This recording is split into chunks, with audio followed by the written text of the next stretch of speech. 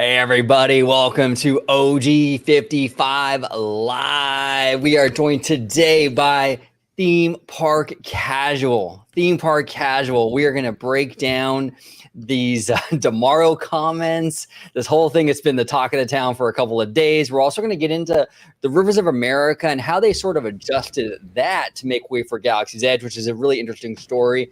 And we're also going to get into your questions. We'll take Q&A, comments, all that good stuff like we usually do in these live shows. Welcome to OG55.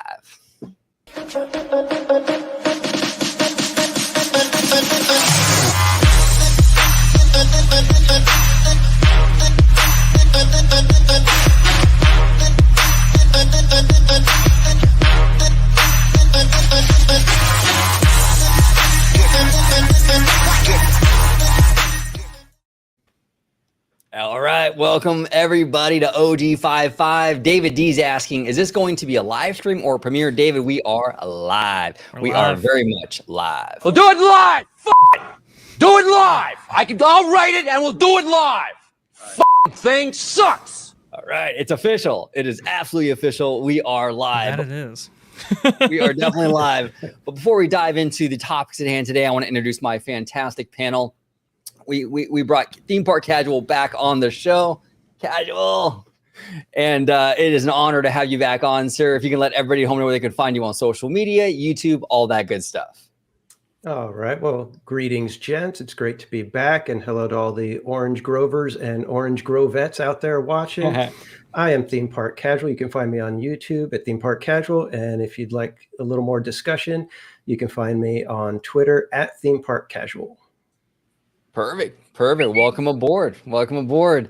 Down below, we got the doctor, like Story Geeks. Jay, our buddy over at Story Geeks, says Dre's throwing some elbows, getting ready to operate. That's Dr. it. Dre's in the house. That's it. I gotta be ready to operate. You know how it is. That's what I do here. No, hey, it's great to see everybody here. It's great that everybody's really excited.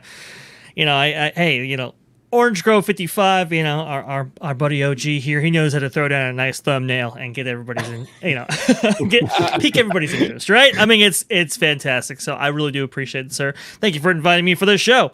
Anyway, if you want to go ahead and, contact me, whatever, you can go ahead and do so at Vash Sky.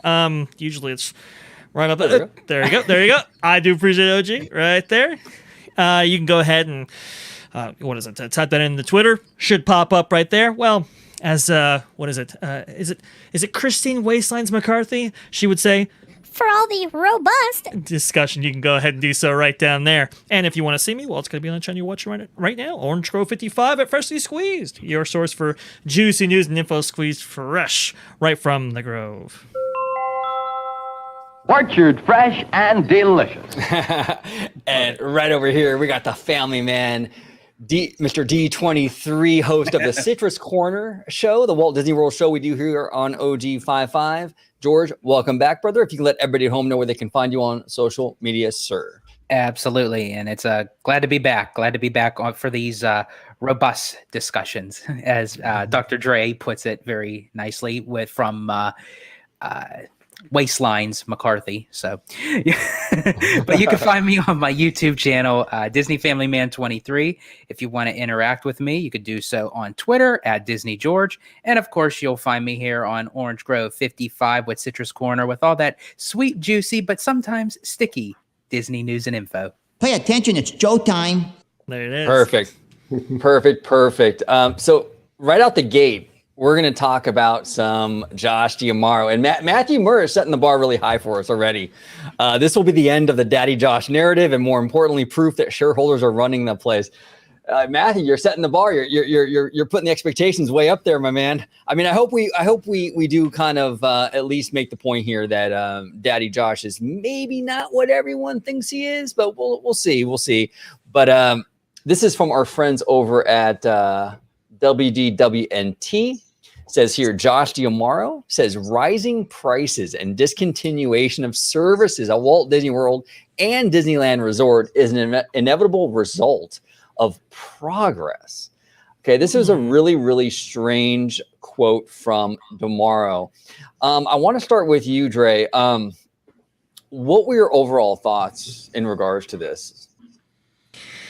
Yeah, I thought this was oh man, for all the praise Josh gets, and by the way, it's mentioned in the article. Apparently, he was stopped 20 times on the theme parks walking through. Local celebrity. Meanwhile, there are guys wearing Chapek Ruin the Magic shirts from people, which is quite interesting. Oh, that's interesting. You got one executive's being lambasted, and he runs the entire company. But then you got another executive who everybody's really praising, and everybody's giving all these kudos to, but he runs a division for which you say that the magic has evaporated. So it's a quite interesting juxtaposition going on there in real time. But I thought it was fascinating what he said here. He said that the higher prices and the reduction of services, which the original article, the Wall Street Journal article, actually illustrates. Yes, there have been improvements in technology and so forth, and this is a sign of progress. And I just thought it was very kind of interesting how he said that. It was just like, really, progress? It seemed kind of tone deaf, especially coming off of, a 14% increase, as the article illustrates, in the highest tier. Now, ticket type, as far as Magic keys are concerned, we have been seeing a reduction of services all across the resort, if not outright reduction, a charging for, which is illustrated in this article. But apparently this is all a sign of progress. And I just feel it was tone deaf. I'm sorry. I understand people love this guy. And listen, I'm not going to lie. He's a nice face to look at, but I need results here. I mean, I need, I need to know that these parks are in a good place and that people are really happy with the product that they're receiving. And from what I understand we're kind of immersed in this world.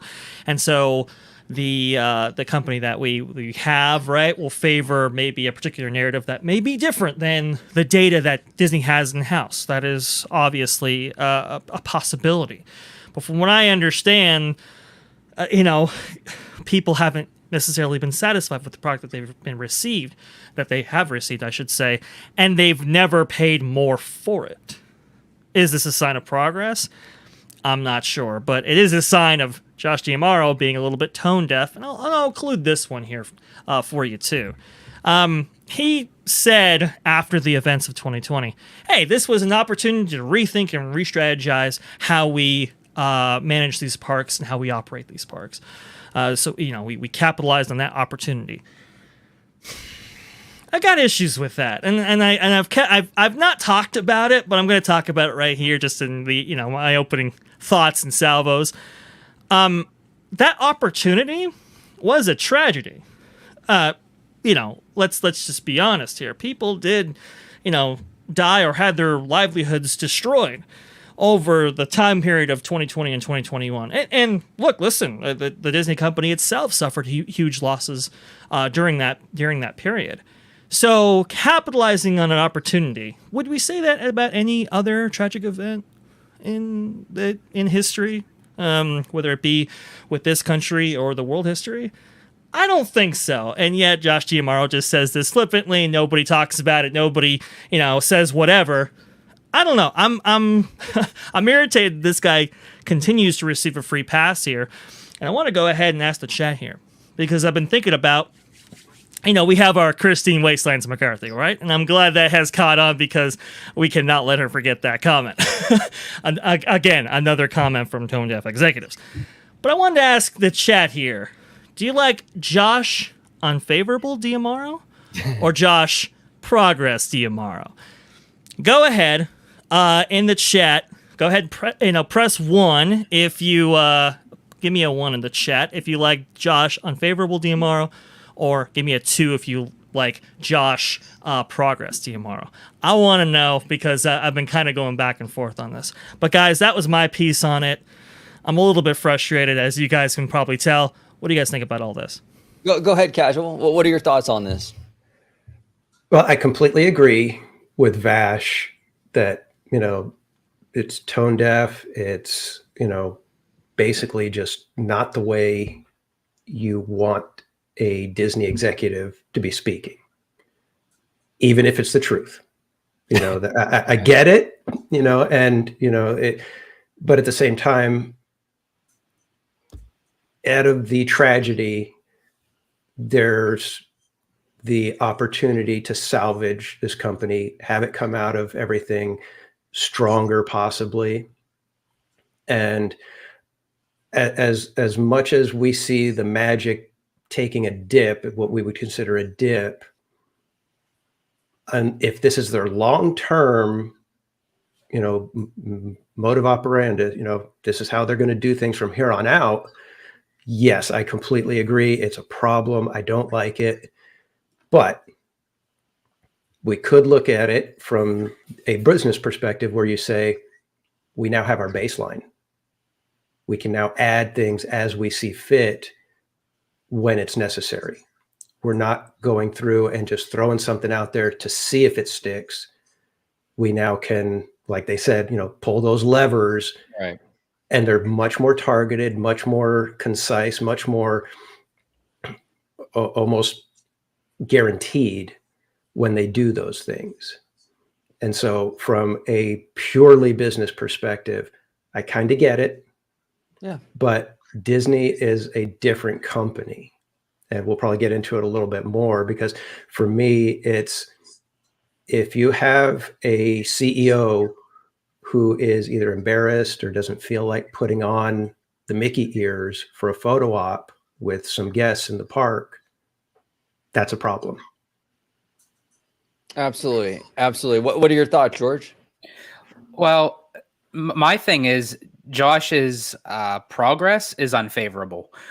So honestly, I think it's a little bit a mixture of both, because his whole demeanor is, oh yeah, so you pay more, you get back less. And when you use the term of progress, does that mean, okay, now this is the way that they're moving forward, that they're just going to keep cutting and just keep raising prices? Because if that's the case, I mean, you know, you're kind of on like a thin line with that, because there's only so much of that you can do until everything just kind of caves in. And it's like Disney kind of going through their own little recession outside of what the world going through a recession right now. And you have to be careful. And we've talked about this on the show before, that you have, you know, in the long run, does that favor the Walt Disney Company?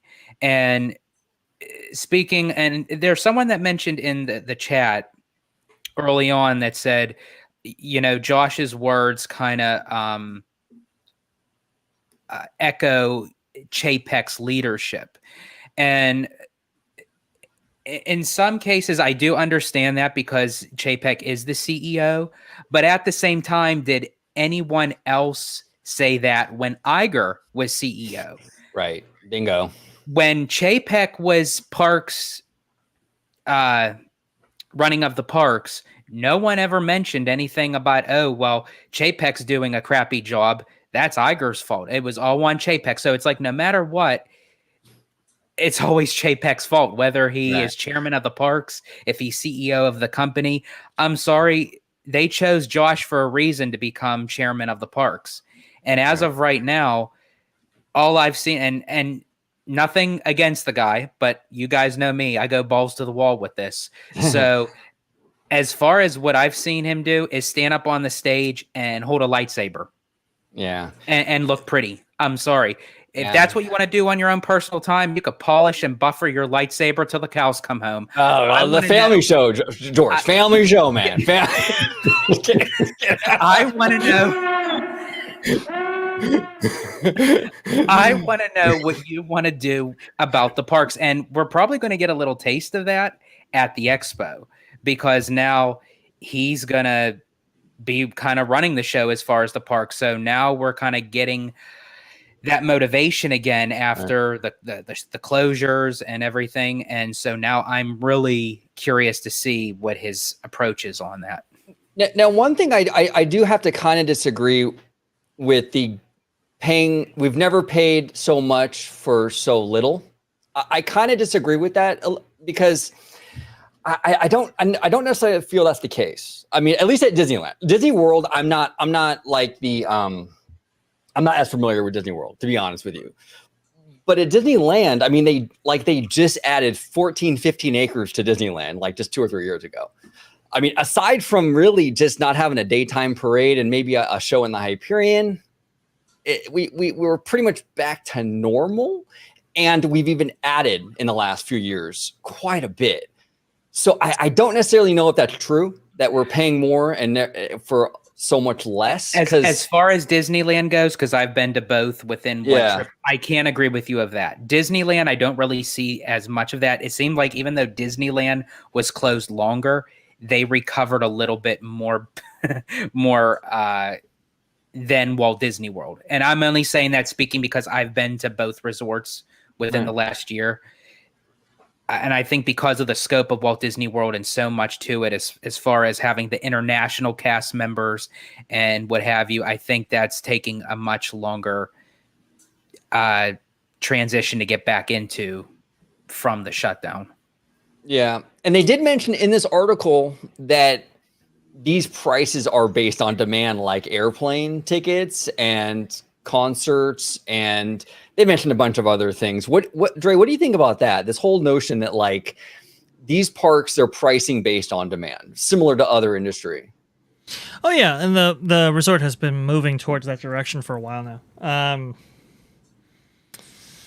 want to say 5-10 years, something like that. They've been moving towards that model of tiered pricing throughout the various days and so forth. So it's I mean, they and even they did it even before with the discounting during certain times, right? Charging full fare during peak seasons and so forth. So even before they had tiered pricing per day, they were kind of going in that direction. So that's no change, as far as things go. Now, we used to have only a few tiers. Now we have 6 tiers. That's one thing. So there has been a little bit more variability in that, let's say. A little bit more flexibility, right? I'll say this, okay? So before, FastPass used to be included entirely.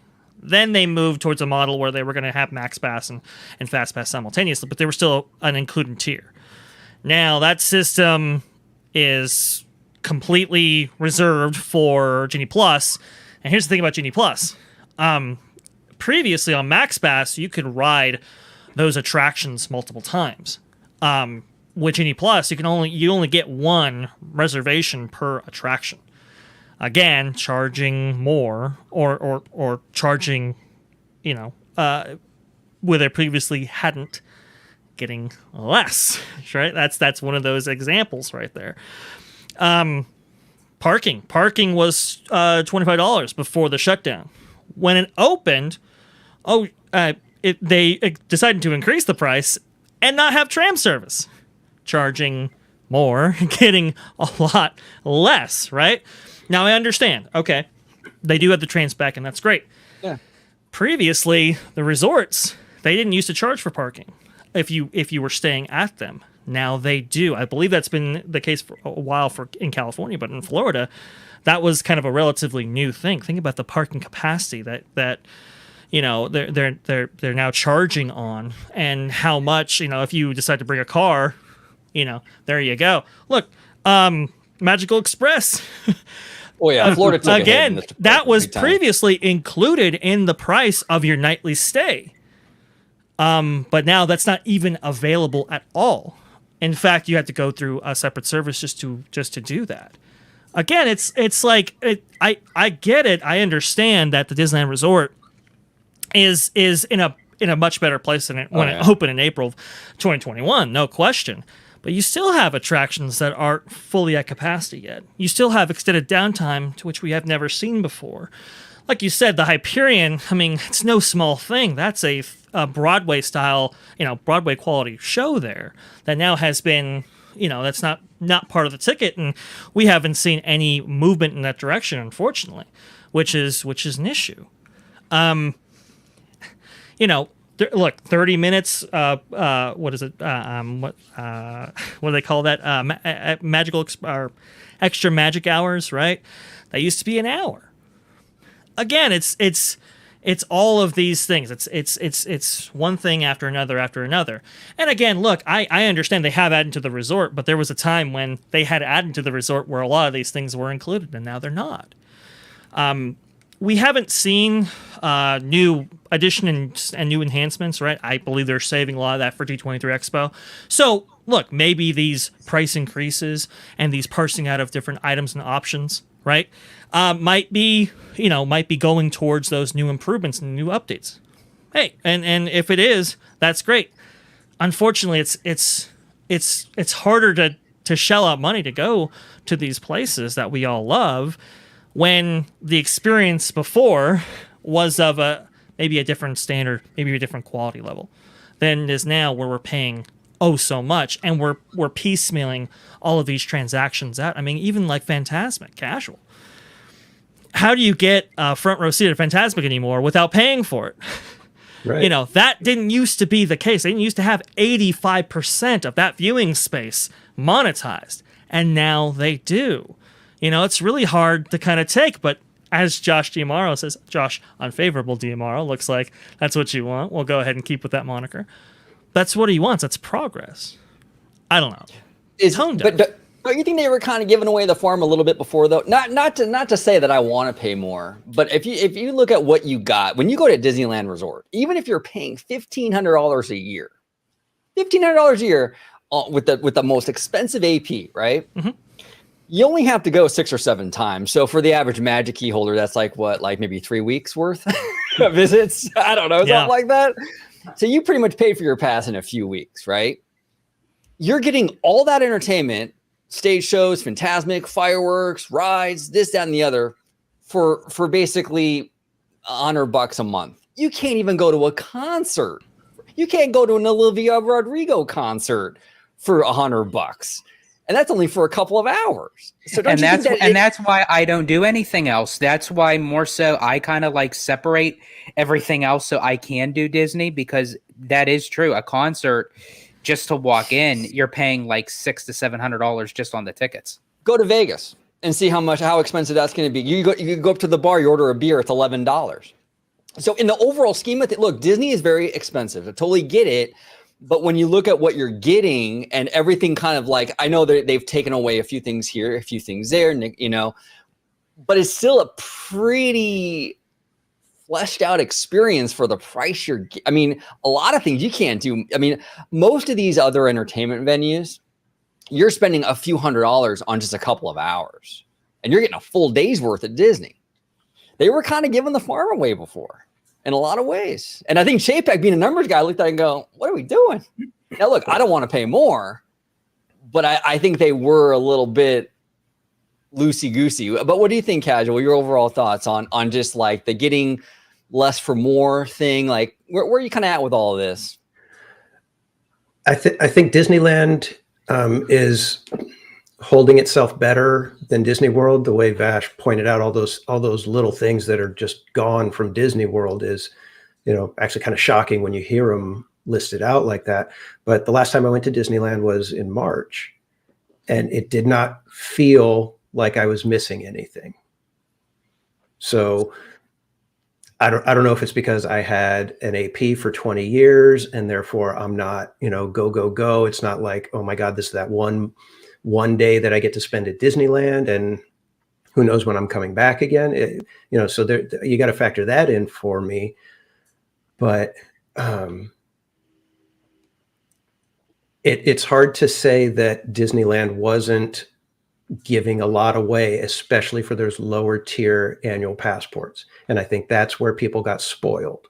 Yeah. I mean, there was a time when you could have an AP for $99. Yeah. And it wasn't that long ago. Exactly. And when people get used to that, all of a sudden, it's like, oh, well, I'm paying more. It's like, well, you're kind of ramping up to what you should have been paying from the start.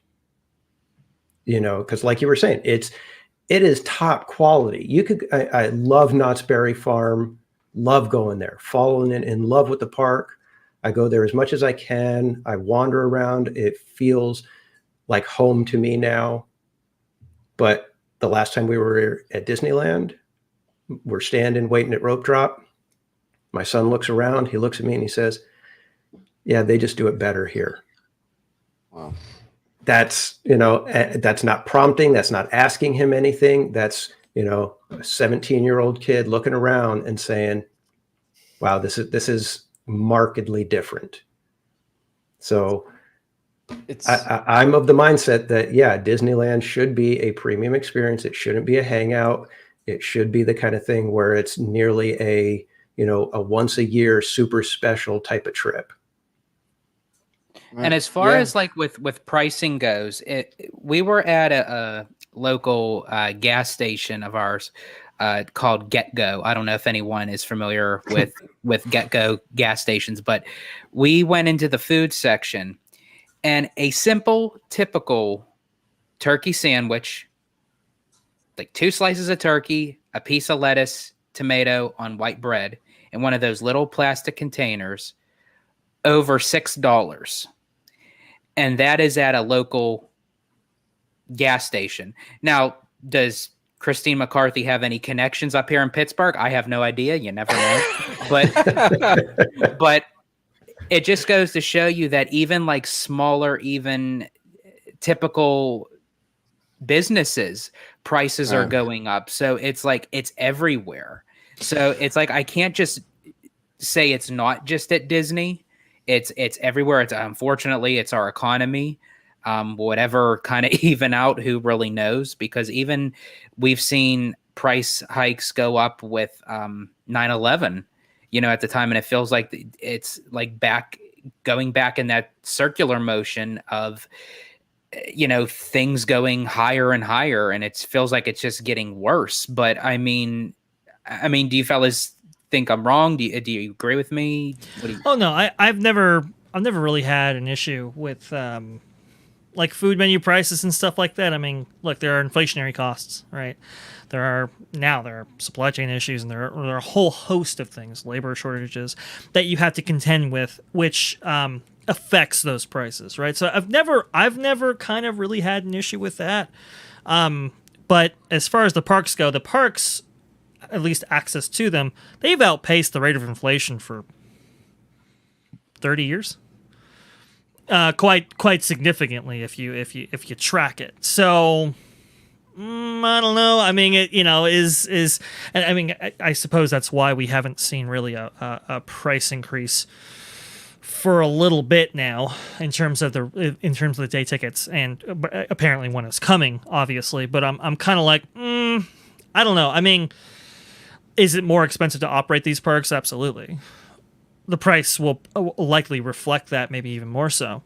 But I mean, the parks used to be very all-inclusive as well. The value statement has changed quite significantly, and I think that's a key point here. Previously, a lot of the features and benefits of the parks were included, and now they're not, or they're microtransaction to death. As OG and I had a conversation on the phone, they have kind of turned towards almost like a video game model, right? Where it's like, hey, there's a base price, and then your DLC or your microtransactions get you even more content, which I think that's kind of a uncomfortable reality. Previously the Disney cruise lines were very insulated from this kind of mentality, and now we've seen even the cruise lines be affected by this, where previously it was a very all-inclusive price. Everything was open to you, and you paid the admittance fee kind of thing. And now we're seeing things priced out of that. Apollo, for example, right? I mean, that was a staple for a cruise line going back to the very first cruise liners. And now, and that used to be included. And now you have to pay per item and so forth. And Enchanté, I mean, for what looks like foam and a really bad cut of Wagyu beef, you got to pay $300 or something like that per person. It's wild. It's crazy. And yet we're seeing this. And I think that's why a lot of people are kind of focused on price more than they ever have, because previously that was included. And now it's being priced out. So it's not like the one kind of transaction where you just pay one price before you go. You cry once and you forget it, and you have this kind of magical journey that you embark on when you actually get there. It's the constant, the wallet's coming out, making you think about the cost more and more as you go down the line there. Or they giving away the farm, maybe some of these things could have been priced out. But to this extent, this rapidly, this quickly, previously Disneyland would have done this over 5-10 years. And yet we've seen a lot of movement in this space in the last 2 years, not even. So it's just a lot. Yeah, and then Paul Jurgelwitz. Paul, I am so sorry, brother, if I massacred your name. I do apologize, but I want to thank you so much for the $5 donation, sir. That means a lot, my man. That means a lot. And he follows up with follow Drunk 3PO and started watching your channel when you had him on. Oh, I think you mean when we were on his channel. Really like the content. Well, thank you, Paul. Appreciate that, man, and welcome. We love having you here, man. We love having you here. Thank you so much. That means a lot, dude. That means a lot. But yeah, Dre, I mean, it's look, this pricing stuff, it's very much, it's tempting, I think, to kind of, with fans to kind of go into this black and white kind of mindset. I think there is a lot of gray area. I do think that a lot of factors here. I think they were giving away the farm, but like you said, Dre, you make a great point in that they've, what's that meme? It's escalated quickly. It has, it's also escalated quickly. Interesting times indeed. I just think that we're going to have to kind of see. I think we're in a very transitionary period right now. So we're going to see a lot of this. I do think eventually it'll kind of settle into something and will sort of normalize, and it won't be so rapid. I think that the major jump or shift was because of the seismic shift. And I think that will kind of normalize as time goes on, but we'll see. Hopefully. Now let me just kind of catch up on the chat. The Rogue Attraction says Disneyland great value. I thought it's more expensive tickets than Walt Disney World. That I don't know. George, is Disneyland more expensive than Walt Disney World? I've never been to Disney World, so it honestly, it really depends on the number of days of your tickets. Yeah. It still has the same kind of quota where the more tickets you buy as like a set, like if you buy a 5-day, as you buy more, you pay less in a sense once you break down the number. So, yeah. I mean, I don't really think it's actually one's more cheaper than the other, especially nowadays. I think they're kind of an even playing field. The one thing I have noticed, however, with Walt Disney World is the price in the hotels, because now you can't even really call them value resorts anymore. Pop Century is now honestly in the category with the moderate resorts. Pop Century and Art of Animation, you could probably get a room probably $50 more per night at Port Orleans Riverside. And those were, it's almost like, I don't know if any of you, I'm going to date myself. I don't know if you've seen the documentary Super Size Me, when they're talking about how the small cup is now kiddie, the medium cup is now small, and then you have the super size and so on and so forth. That's what it's like at the resorts. It's like there's no value resorts anymore. It's like it's basically all starting at moderate. And really, that they really should. If you're going to have moderate prices for the value resorts, Disney, don't call them value resorts, because you're kind of lowering your standards there by saying, "Oh, this is value," when clearly it's not. Well, and our buddy Jay from Story Geeks, I think he makes a great point here. And we've been singing this song for the longest time. The real question is demand dropping? Doesn't seem like it. If Magic Keys are crawling over each other to renew these passes, he said, if not, then Disney has made the right choices. If it has, then Disney will adapt or die. And that's the real thing, Jay, is that these prices, and I think they even mentioned it in this article, it's based on demand. So the minute that demand starts to dip on Disney's end, they're going to change it accordingly. None of this stuff is, that's the thing we have to remember. None of this stuff is like etched into stone like the 10 Commandments. Like if they need to drop the price to get more people in, or they're having problems, they can do that. If a recession hits really hard, they can lower these prices, they can discount, they can act accordingly. As of right now, they're not having demand problems, so the prices are high. And that goes back to vote with your wallet. Why don't fans ever vote with their wallet? They're like addicted. I don't understand. Right, but see that's where it's getting into an area where we don't know what's going to happen in the future. Right now, people are going. We've had we hear about the pent up demand, but what happens when a family goes and mom and dad are getting tired of okay, we got to spend another $20 each to get on Cosmic Rewind now. When we're spending this, we're adding this, we have to do this, all these different little, like you said, microtransactions. When they think about their next vacation, are they going to think, I'd rather go somewhere where I can relax a little bit more? The cost possibly, is it that, a family that would go either every year or every 2 years is now relegated to once every 5 years just because of cost?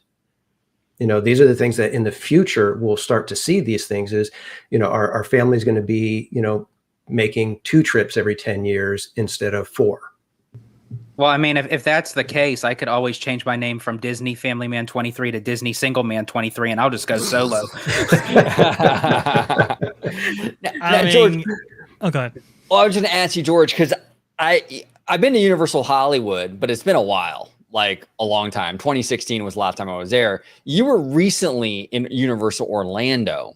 Yes. Was the experience with the microtransactions that we're kind of talking about here at Disney, was it less prevalent at Universal, or were you still having to use your phone a lot over there, or how was it over there?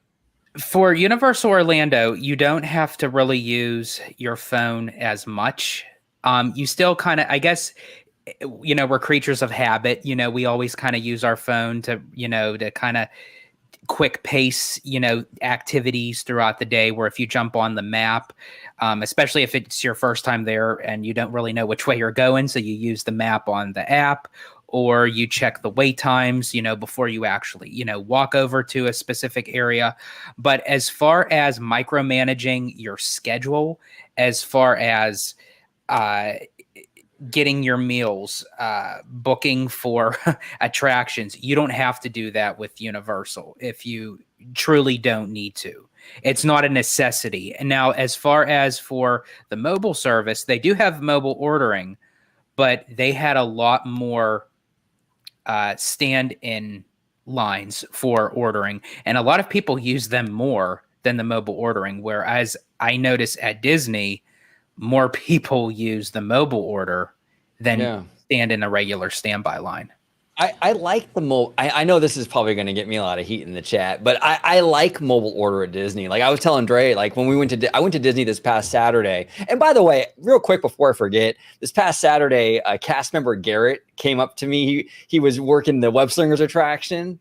He came up while we were waiting in line and said how much he loved the channel. Garrett, you made my day, brother. If you're watching this, man, Garrett, you made my absolute day. So we'll have to one day, next time we're at the resort, we'll have to come and say hi. But thank you, Garrett. Really do appreciate that, man. But I was at the resort Saturday, and we were kind of like I was mobile ordering like crazy. I mean, Chapek would have been happy, man. I was mobile ordering like crazy. We were trying all these desserts and stuff and just kind of having like one of those days, right? We're just trying different foods. And I didn't really wait that long for anything. I was ordering, and by the time I walked up, it was ready, and it was pretty easy. Everyone's mileage varies, but I've personally enjoyed the mobile ordering. And Jay from the Story Geeks, he mentioned he went to Universal last year and paid for the Express Pass. Jay, I actually agree with you, because at the time when I was booking my Universal package, it jumped from, I think it was like 2,300 to over 4,000 for the three of us to use the Express Pass for the 5 days that we were there. And what actually sucks is that Velocicoaster and Hagrid's isn't even part of the Express Pass. So 2 popular attractions that you're paying all this money and you can't even utilize it for those attractions. So I really honestly didn't have a problem waiting in the standby line for Universal. That was the one thing it kind of had a little bit over Disney, as far as how it was strange with their standby line, is because even though it may have been a 60-minute wait, like Hagrid's motorbike was a 75-minute wait. However, the line moved fluently. It wasn't where it was like a complete standstill. So even though the length of time you're waiting in line was 75 minutes, that 75 minutes you were constantly moving. So I don't know, as far as, and we talked about this before, that Universal, when they get people on attractions, their butts move. Like they're like a pit crew in NASCAR. It's like they get everyone loaded in, and it's like, boom, you're gone. Wow. Interesting. Casual, what are your experiences? I know you're a Knott's guy. And by the way, your channel, Casual, you had your 100 subscriber celebration a few days ago, and I was checking that out. You were at Knott's Live. I say I was pretty impressed when catching, like, you were going through Ghost Town and stuff. I haven't been to Knott's in a long time. It was pretty cool. It was really cool with the blacksmith and everything. I was really digging that stuff, man. But like, but I'm not really too familiar with like your experience with Universal. Like, have you been to Universal lately, and what's your experience with like the mobile stuff? You know? Yeah, I haven't been to Universal, but I did. The last times we went to Disneyland earlier this year, we did use the mobile order, and for mint juleps and beignets, it was perfect. Nice. We constantly use it, and then me and my son were off trying to get on Rise, and my wife wanted some dessert or something like that, so she just popped it up and ordered it and made her way over and got it for herself. And she was able to use the card that was on the app, so she didn't have to sit there and try to figure out, okay, well, which card do I use? I don't want to use this one or whatever. We had it on there and she's ready to go. Interesting. Yeah, the mobile order works best when it augments standby at kind of sensible ratios. Now, the reason why mobile order is used more, I think, is a little bit of engineering on Disney's part, right? Hey, we're going to have, 3 out of the 4 windows have mobile order only, and it's like, hey, you want to get through this line, you got to go mobile order. And I understand the mentality, right? Because from what I understand, going through a mobile order transaction usually amounts to, on average, higher sales than if people are actually saying that order, out loud and talking to a cast member doing it and proceeding with that transaction in a traditional way. So I understand why they move toward it, and listen, I mean, at sensible ratios, like I said, it's actually pretty convenient. When the parks did reopen after April 2021, that was tough. You couldn't get a Dole Whip, for example, after 3 p.m. or something like that. I mean, it was insane. So they had to overcome those issues, and I think they have with more cast. Obviously, that helps out a lot, right? You can have cast manage more standby lines and manage more mobile orders in order to account for those kind of things. So I do think that has improved. It's kind of funny because okay.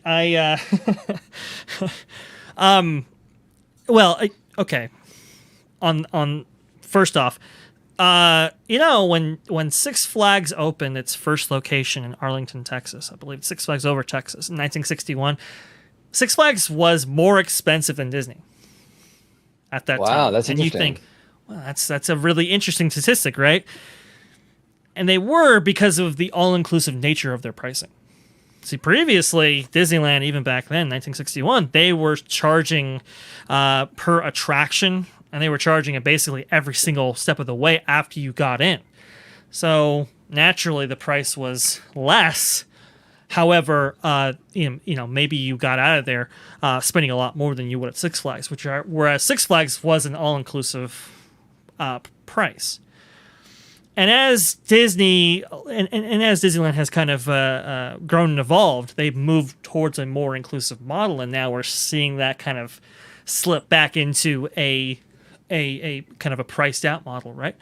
But the high price still remains. So it's not just previously it was, hey, it's really expensive to get in there, and now it's maybe difficult to get in there. But once you're in, you're good to go.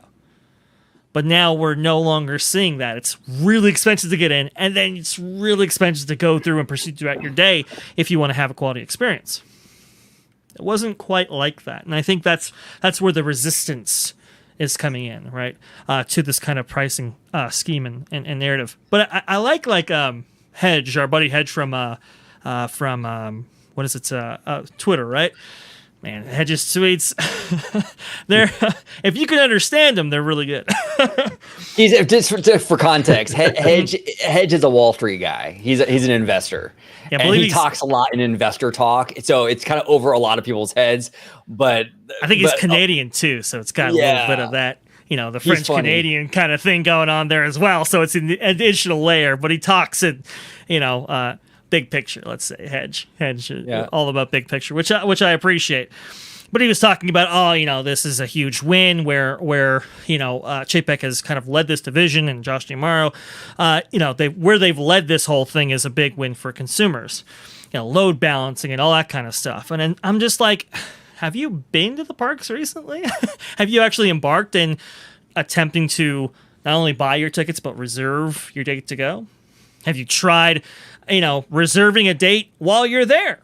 Maybe you wanted to go an extra day and you couldn't. Have you tried that experience? Have you tried eating at a sit-down restaurant, maybe at Disneyland, on the same day?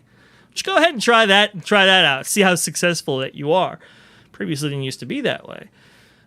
The parks the experience has gotten far more complicated as time has gone on. I understand it's still a premium product. And like I said, I mean, there's really no place in the world quite like Disney. That's absolutely for sure thing. But does it necessarily need to be that complicated? Does it necessarily, could you have load balanced, via the pricing model that you were using before? I hear this all the time. Oh, well, you don't want everybody going into Disney's Hollywood Studios because of, because everybody's going to try to go to the new attractions in the form of Rise of Resistance and so forth, right? You got to balance that load out. And it's like, well, you can do that via pricing. They did it for decades using that model. And they never had priced out the parks like that because they all want to, they want to have this idea that every single park is its own premium experience. But you could have done that. There were strategies that you could have implemented to load balance or to do with the things that you wanted to do. And some things, I will say, Josh DAmaro's spot on with. Like, for example, the I don't know if social engineering is the right term, but it's kind of like this kind of traffic or demand management once you're in the park, right? So, the app offers you a window into, the wait times for any given day, right? Or for any given attraction. And you can manipulate that a little bit to load balance between certain areas of the park, maybe, inflate the times just a little bit nearest the parade route, right? Maybe lessen the wait times a little bit nearest the outer quadrants of the park. That way, less people are in that area and so forth. And they do this all the time. And they've been doing this for quite some time, even before the app's implementation, which was very interesting. So in that way, yes, the use of this kind of virtual experience, right? These kind of digital assets are being used, I think, effectively, or as effectively as maybe they could be. Maybe there's some room for growth there, but I do think it is an improvement on that level. But just, man, the complication, the pricing after you walk in, I think that's what's got people most irritated. But to kind of touch upon that, at what point though does it become the consumer's fault that they keep buying? Like, if I have a lemonade stand, oh yeah, and you got to go through hoops to buy my $100 lemonade, but I'm making I got a line around the block. At what point can you even blame them and go, well, I mean, they're still everyone's still buying it, complicated or not, the demand's through the roof. So at what point do we have to hold a little accountability as a fan community or as a consumer and say, hey, look, we're not voting with our wallet. From Disney's perspective, we're endorsing this. And I think honestly, Disney is going to go. Oh, sorry. Go ahead. No, I was just going to say, and I think Disney is going to keep on doing that until there's going to be a certain specific price point that the fans are just going to go, boom, we're not doing this anymore. It's going to hit to a certain price point when people are just going to say it's too expensive. Not because they're saying they don't want to. It's because they physically can't do it. But that's the thing. And George, you bring up a good point here, and that's where I was going with. How sustainable is it? You used to indenture fans, you used to indenture loyalty. That's kind of been, I think, broken a little bit. I mean, that's why we had Kenna on the show only a couple shows ago during our last live stream, which, by the way, went actually very good. Thank you. But that's because Kenna was illustrating, hey, look, she doesn't necessarily have a loyalty to Disney. And no loyalty has been kind of cultivated with her or with her generation.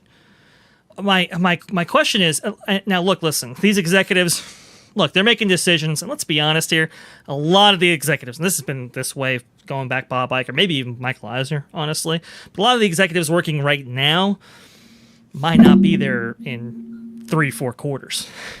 So they're not necessarily looking at, hey, the long, the long game, right? The long-term sustainability of the company or its practices.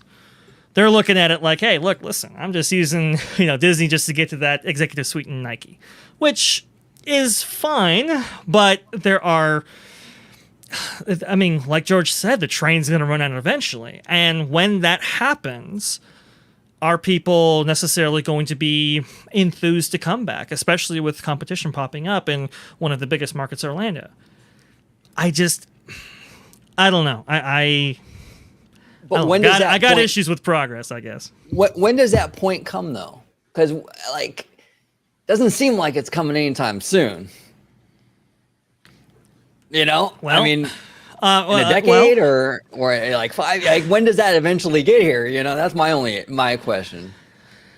Well, it's interesting. I mean, if you look at Six Flags, it already came for them. 20% decrease in attendance. I mean, it was harsh. And now,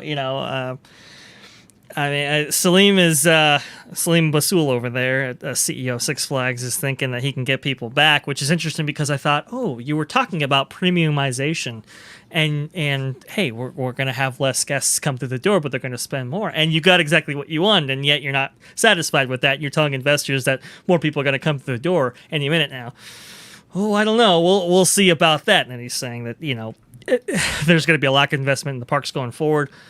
Listen, I think the Six Flags, I understand there's not the same loyalty and there's not the same crazy fan base, right? And so it's a little apples that. to oranges, and it's not necessarily the same premium product, let's be honest here.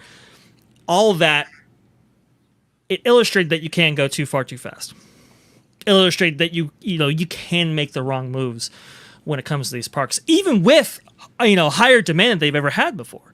Yeah. When everything opened up, demand has been insane for all parks, not just Disney. And yet they weren't able to sustain that going forward there.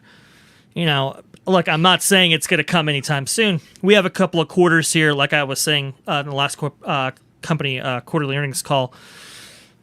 International visitation is coming in, right? And we're kind of on the upswing in that. We haven't even peaked yet in terms of international visitation. And so we'll see a tremendous demand like we saw with domestic visitation when the parks reopened in mid-2020, early 2021. I think we'll continue to see that with the international visitation coming up here. And those are big spenders. And I think the next quarters are going to be fantastic. But what happens after, especially if economic conditions don't improve? Yes, they can discount, but that's hard to do when you budgeted these parks accordingly for a certain revenue and what is it, attendance figures. That's all I'm saying. What's your take on it, Casual? Do you feel like that there's going to be a point of almost no return where it's like Disney has kind of put themselves in a position where they kind of shot themselves in the foot, where it's like it's too much for fans to physically be able to go, but then how do you backtrack from that? Well, I think, like I was saying earlier, they've got plenty of things that they can add back in to lure people, so they can start bringing back the magic anytime they want. And it's just a matter of when is the right time for it. And for me, it's the microtransactions and all those kind of things, the upcharges. Disney used to pride itself on making you feel like a VIP when you walk through the gates. That was the whole thing. You were the guest, you were the star, you were the most important person, right? And they built their brand around that to where when you went, you really felt special. The cast members, the way they treated you was top notch. You couldn't find that at Knott's or Six Flags or those places at the time. Disney was groundbreaking in that sense. And now part of what I don't like is way back when everybody stood in line, and if there was a VIP or something, they were ushered in through the exit usually, and it was one group. Now I'm standing in line and I've got my wife asking, how come they get to walk up there? Mm-hmm. And I told, well, they bought the Genie Plus thing, so they get to make a reservation, so they don't have to wait. Why didn't we buy that? Well, I didn't want to spend another, $50 for the family just so that we can, sit there and make the reservation. I didn't want to deal with that. Well, next time we're getting it. Okay. She made the call, man. But that's what I mean. It's like, but it goes to the fact of she now feels like she's not a VIP. Those people look like VIPs. How come I can't sit toward the front in Fantasmic? Well, you didn't pay enough. Right. You know what I mean? And it's those kind of things that start to really, for me, is where it's breaking the brand for Disney. It's making it to where, you call me a guest, but if I want to sit on the couch, you're telling me I have to pay extra. Otherwise, I have to stand over here to watch the movie. You know what I mean? Even parking, you have preferred parking and you have, the usual parking, right? Now, it's not as crazy as Six Flags. Did you see that? $40 to park and then $75 for free. Ridiculous. Okay, that's just insane. But yeah, you're right, the casual, and I think that speaks to the frustrations that I'm trying to impart here and why Josh DAmaro's comments came off just a little bit tone deaf, because they will tell you, oh, we're doing this all for the guest experience. The guest experience, guest experience, guest experience. You're doing this all for the guest experience who pays more. Right. And that's kind of what it feels like. It kind of feels like you said, casual. Well, so on the couch, it's going to be $5. Even though you paid the gate fee, which I understand some nightclubs do. But, it's Disney used to be different. And to be fair, Universal does the same thing. They got the Express Pass and this and that and the other, which is VIP. Sure. So even the competition, it's not even like you can say, well, Disney does this, so I'm going to Universal. Well, okay, then you got to spend even more on the Express Pass over there. It's you can't win, And especially if you go to Universal, folks, I mean, you could do what you want. Just take my opinion for it. But don't get the refillable mugs. They suck. I'm sorry, they do. It's a complete, especially since, again, not to kind of throw it in there, but again, they have to train their team members a little better to explain said refillable mugs, because you have to have two separate mugs, one for the parks, one for the hotel. You could only, and the park refills, you get one refill, and then you have to pay so much for a refill after you buy the mug. It's talk about trigonometry. But George, don't you think, and I've been saying this for years now, if you put the same microscope under Universal, you would see a lot of the same problems and maybe even worse. I think that Disney feels like a worse problem, and I could be wrong, but I feel like it seems like a worse problem because everyone's there with the microscope looking at it so closely. I agree with you with that, because when I took the Twitter to kind of like throw out to Universal, hey, this is what's going on, people were defending it, and which is fine, but they start complaining about the same thing with Disney. So it's like you're complaining about it with one company, but you're defending it with another company. So it's like, which way do you go? If you're not all for it, wouldn't you just be denying it no matter what company it was about? The problem I have with that, though, is Disney trained us to look for the excellence. That's fair. Disney told us you are going to have the premium experience when you come here. You're not going to be able to find what we have anywhere else. Yes. Okay. They taught us how to look for all those details that make something special. There's books written. There was all those things, all the biographies, all the different avenues that they were constantly showing us, basically kind of a peek behind the curtain, if you will, as to how they make the magic. So we are trained, at least, those of us that are really into it, but we understand that there is that subconscious that's picking it up for the average guest, but they trained us. This is what you look for. This is how the magic happens. So when we see it not happening or something going against the rules, because they already set those standards. So it's like we're holding them to those standards that they're not. Right. That's why the microscope is different for Disney when now they're basically being compared to Universal. Disney was at a different level. So when you put the microscope on them at that time, it was, it is so amazing down to the nucleus. Disney has it down pat. They used to be trendsetters. Right. And casual, that's a great point you make. And this might be a little bit of a controversial thing, but I talked to Dre about this on the phone.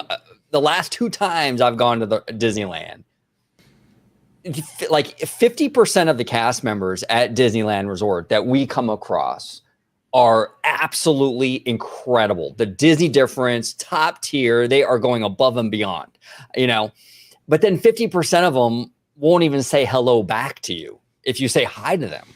It really was like the extremes on both sides. Like I mentioned, Garrett earlier from Web Slingers, phenomenal guy, really nice guy. There were at least 2 or 3 in my last visit that were fantastic like that. But then there were 2 or 3 that were really rude and kind of just phoning in the day, waiting to clock out because they're just waiting for their paycheck, just being honest, And I think that kind of stuff, I got to be completely honest with you, ruins it more for me than having to use Genie Plus or any kind of microtransaction. For me, I would much rather have all the cast members really, really out there and giving you that Disney difference.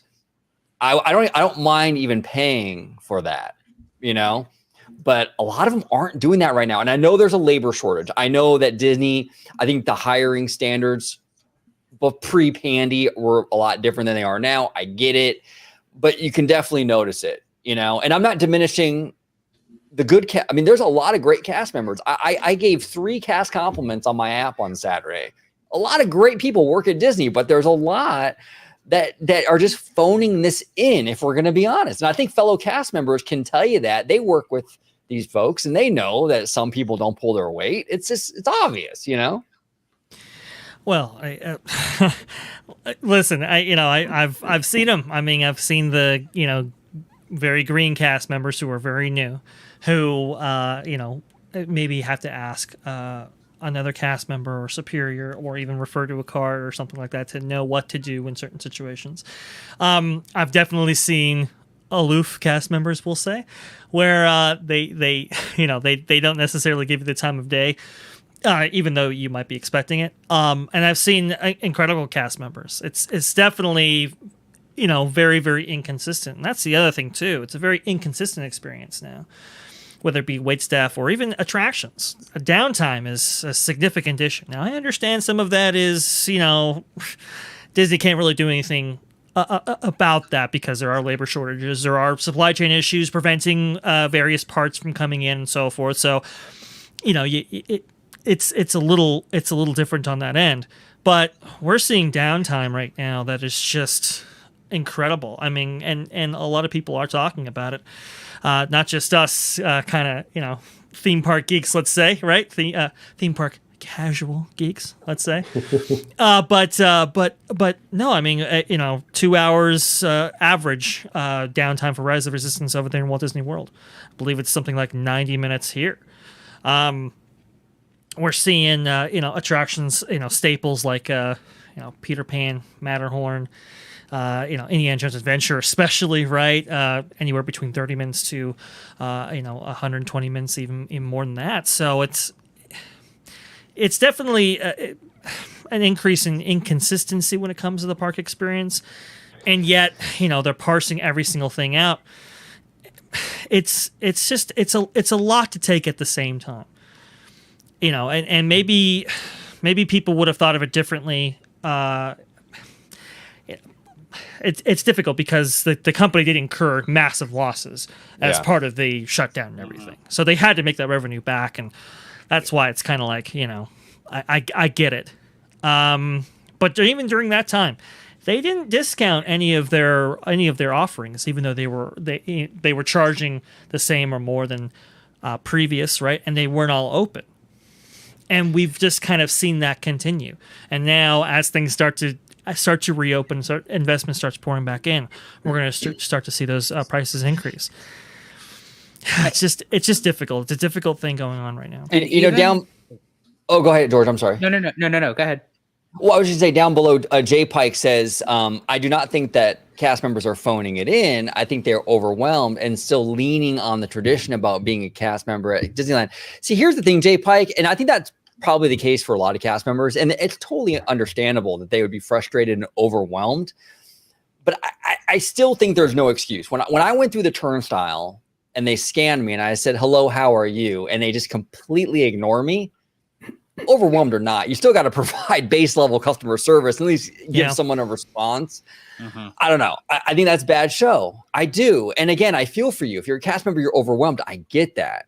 But at my job, my regular 9-to-5 job, I can't just like not respond to clients because I'm overwhelmed. I still have to do my baseline job. So I get it, Jay Pike. Totally understand that. And there's a lot of that going around for sure. And that's not their fault.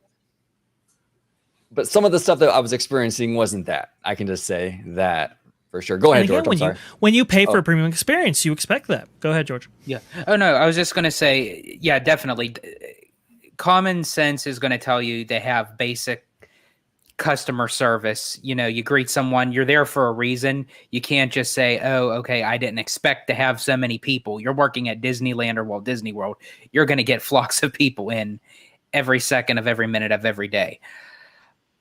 On the other note, that when it came time for the shutdown and they furloughed all those cast members out, and then when reopened and had to bring them all back, a lot of them may not have came back for their jobs. They might have found something else or didn't see the need to come back. Getting just anybody just to fill that void. Unfortunately, Disney had to do what they had to do. But also you're bringing in newbies that you had to train them not as a typical cast member, but as a cast member, starting from the Pandy, all these new roles, all these different obligations that now cast members had to relearn. So it's almost like, I wonder if because of that they didn't get the proper training as not basic customer service. I completely agree with you with that, OG, but I'm saying as far as the high level tier of being a cast member, if they weren't really trained properly, because they had to literally start them from the ground up, but with something that not as a typical cast member had to perform prior to the Pandy. Now, our buddy Theme Park Casual is at, I'm sorry, our buddy Theme Park Wizard is asking Theme Park Casual, how are the Knott's employees? I know you've answered this in the chat, but for the video, the replay and all that, how are the Knott's employees, Casual? It's kind of the same. It's a 50-50. There's some spectacular cast members, and then there's the ones that, I don't know if they're having a bad day. Somebody, was already, Tora Manua. I don't know, but yeah. It happens, and that's part of, you feel for the cast members because you've got people who, like we've been saying, they're paying through the nose for stuff. And if one thing goes wrong, they can go ballistic, I mean, and it's with any service. I've seen people start yelling at Starbucks baristas because they didn't put the right amount of caramel in their macchiato thing or whatever. And it's like, ridiculous. It's like, and it's not to, excuse the cast members, but they're dealing with stuff like that. If you've worked in retail almost on a constant basis, OG, you might have been, the first person out of 250 that went through that turnstile to actually acknowledge them. Yeah. And at that point they're kind of numb to it. They've already been kind of disgruntled, or they had, 3 people ahead of you, somebody was getting angry because the thing wasn't scanning right. Why can't you scan my phone? Why can't you scan my, there's so much that goes into it that, I try to give them as much grace as I can. Absolutely. When I go. Absolutely. But I would say when it comes to those kind of things, it is a top-down trickle. Those kind of things. If the top people are not rallying the troops and letting them understand this is why we're here on a daily basis, reminding them we are here to make magic. You are a magic maker, and instilling that kind of pride and confidence in them, it's just not going to happen. So I have to say, you start at the top, and that's where you have to start looking at the problem. And I worry about the attrition of cast members who set the tone or pass down the tradition, right, and so forth. From what I understand, I believe 2/3 of cast members who were let go opted to come back, but you're still looking at about a 30% attrition rate. I mean, that's Wow. pretty high just off the bat, and especially considering who those cast members might be. They might be the ones passing down those traditions and so forth, setting the tone that cast members, follow. And that's a really difficult thing. The USC Greg comment there about putting an enhanced emphasis on college program, participants and filling the ranks with that. That is definitely a thing that is for sure going on there. By the way, I just want to say too, I believe our buddy Showcase had a nice comment in there about the hello friends is worse than saying anything at all. I got to agree with that, Showcase. I mean, you're hitting it spot on there. I like the folks. What happened to the folks? Why is everybody isn't friend now? That what Mickey says? Yeah, I don't know. You can be gender neutral, and I think even and Rudy, I didn't forget you, buddy. We're gonna come back to you in just a second, but Michael Meets the Mouse is actually a cast member at Walt Disney World. Sure. He mentioned at the last live show, and he says, "I never say friends. It sounds disingenuous." And Michael, that's a great point that you make here. It does. It feels just disingenuous because we're like, you don't know someone, you're calling them a friend. It's kind of feels like patronizing almost. Kind of. Hello, friends. That sing-songy voice they do, and it's like, I don't like it. I don't like it. No, don't like it. Like, folks is great. It's gender neutral. You're not saying ladies and gentlemen or guys and gals, whatever. Folks. Hey, everyone. I don't know. There's a million other ways you can do it. The friends thing, Michael and our panel here, I completely agree with you. It just comes off kind of awkward and kind of weird, in my opinion. Here, we'll play. I think Showcase wants us to play this, so we'll play this really fast here for sure. Ladies and gentlemen, boys and girls, to all who come to this happy place, welcome to Orange Grove 55. There you go, great. Showcase. I know you were wanting that. That's his jam, and that's thanks to Dre down here. He remixed that whole thing, which is pretty dang awesome, dude. It's one of my favorite drops that we got. You know what? Just for good measure, let's do it one more time. Ladies and gentlemen, boys and girls, to all who come to this happy place, welcome to Orange Grove 55. Yes. All right. And our buddy Rudio is in the house with a $5 holla. He's saying, great Monday discussion, fellas. Agree with OG. A rude and uninformed CM can ruin your day. Yeah, 100%, Rudio. There's a lot of great cast members that work at Disney, but there are some that are just, it can kind of set the tone a little bit when you get that rude cast member, and it's just not good. It's just not good. And Jay Pike in the chat mentioned a lot of these cast members are going through a lot, and I get that. But some of the stuff that's going on over there isn't just like they're tired and they're, a lot of it is just basic customer service stuff, So it can be frustrating. Rudio, thank you, brother, so much. We miss you, by the way, man. We miss you, Rudio. I know. We got to have Rudio back on. He was so fantastic. Cannot wait to have that guy back on. Also, too, I want to give a big shout out to Disney Glimpses in the chat. Yes. I mean, the first time I've seen him in here, DG. Love him. Love that guy. He's fantastic. I've mentioned some of his tweets and some of his hot takes on here before. I think they're really, really strong. So that guy, look, everybody who watches OG55 or any of our, associated channels, Theme Park Casual, Theme Park Wizard, by the way, got to give him a huge shout out there. Anybody who watches us, they're cut above the rest. Just saying. So thank you for joining us in the chat. Yes. It is fantastic. Yes, we love you. We love you. folks. Yeah. We love you folks. We love there you you go. folks, right? Perfect. I love that. Yeah. We love you folks. But I do want to. I promise you, everybody, we will get to the discussion about Rivers of America in just a couple of minutes. Jay Pike said, I feel we need to have more compassion to the new CMs, give them room to grow instead of judging them on a one experience. I agree, Jay Pike. You know, there is room for that. Absolutely. Without question, for sure. Absolutely. And Mr. Wizard, man, very generous of you, Ethan. I appreciate that, brother. $10 to fund all of the OG55 heavy equipment and cool sound effects. Love you all. So glad we are all great YouTube friends. Yes, we love you, Ethan. You are amazing. You know what? I'm going to drop a little. Let me see. Well, you're a Californian.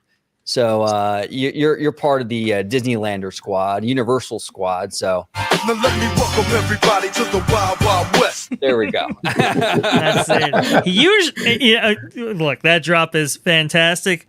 But I know what that would also he would like here. So I'll go ahead and play that. There you go, right there, right? Ah, there it is. There it is. He loves that drop. Loves that drop. And look, I like Universal. It's interesting. I think we're going to have maybe a Universal show coming up here. That'll be a lot of fun. Yes, absolutely. And M. Lose 1289 says, folks is a gang-related term. I had no idea about that. And one more, and then we'll get into our Rivers of America.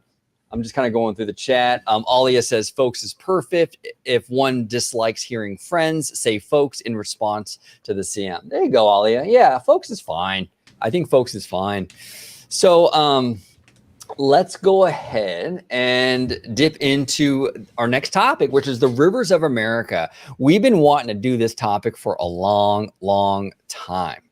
Long time about this kind of transformation that Disneyland went through when it came to kind of accommodating Galaxy's Edge. And I think this was, it was you, George, and Dre. This is kind of your topic idea. You guys have been kind of percolating in this for a little while. So, George, I'll start with you to kind of set the table, and we'll kind of jump off the conversation from there.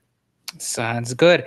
Yeah, so Dre and I have been talking, as you had mentioned, for quite some time about doing a topic that is very fascinating when you think about it, that when you take a park like Disneyland and how compact it is, and you have these, and I'm going to say this, try to sound as nicely as possible, the non-believers that say, oh, Disneyland is already packed in, you can't do anything, you can't expand, you can't change this, you can't moderate this.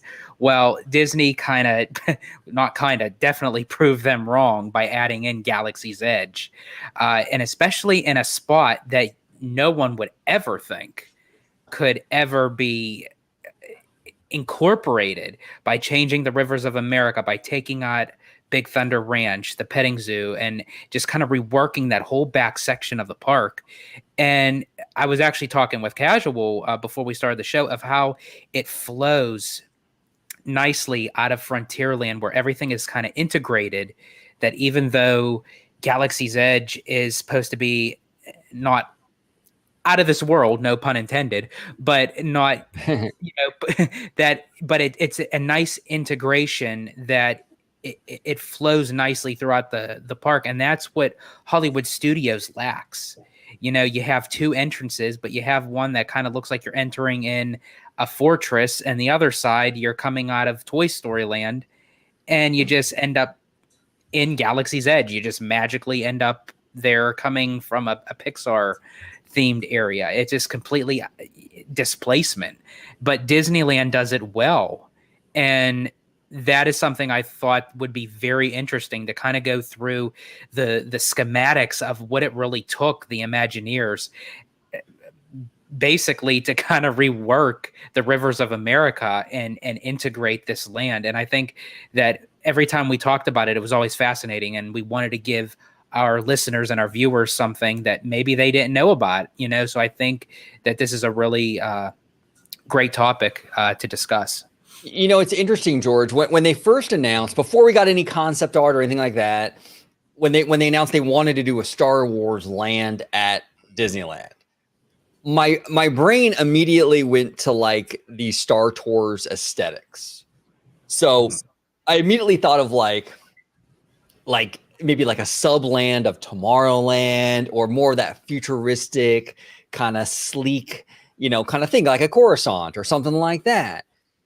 The brilliance, though, of what they did with Galaxy's Edge was that it was more of a kind of lived-in sort of galactic adventure land, galactic frontier land.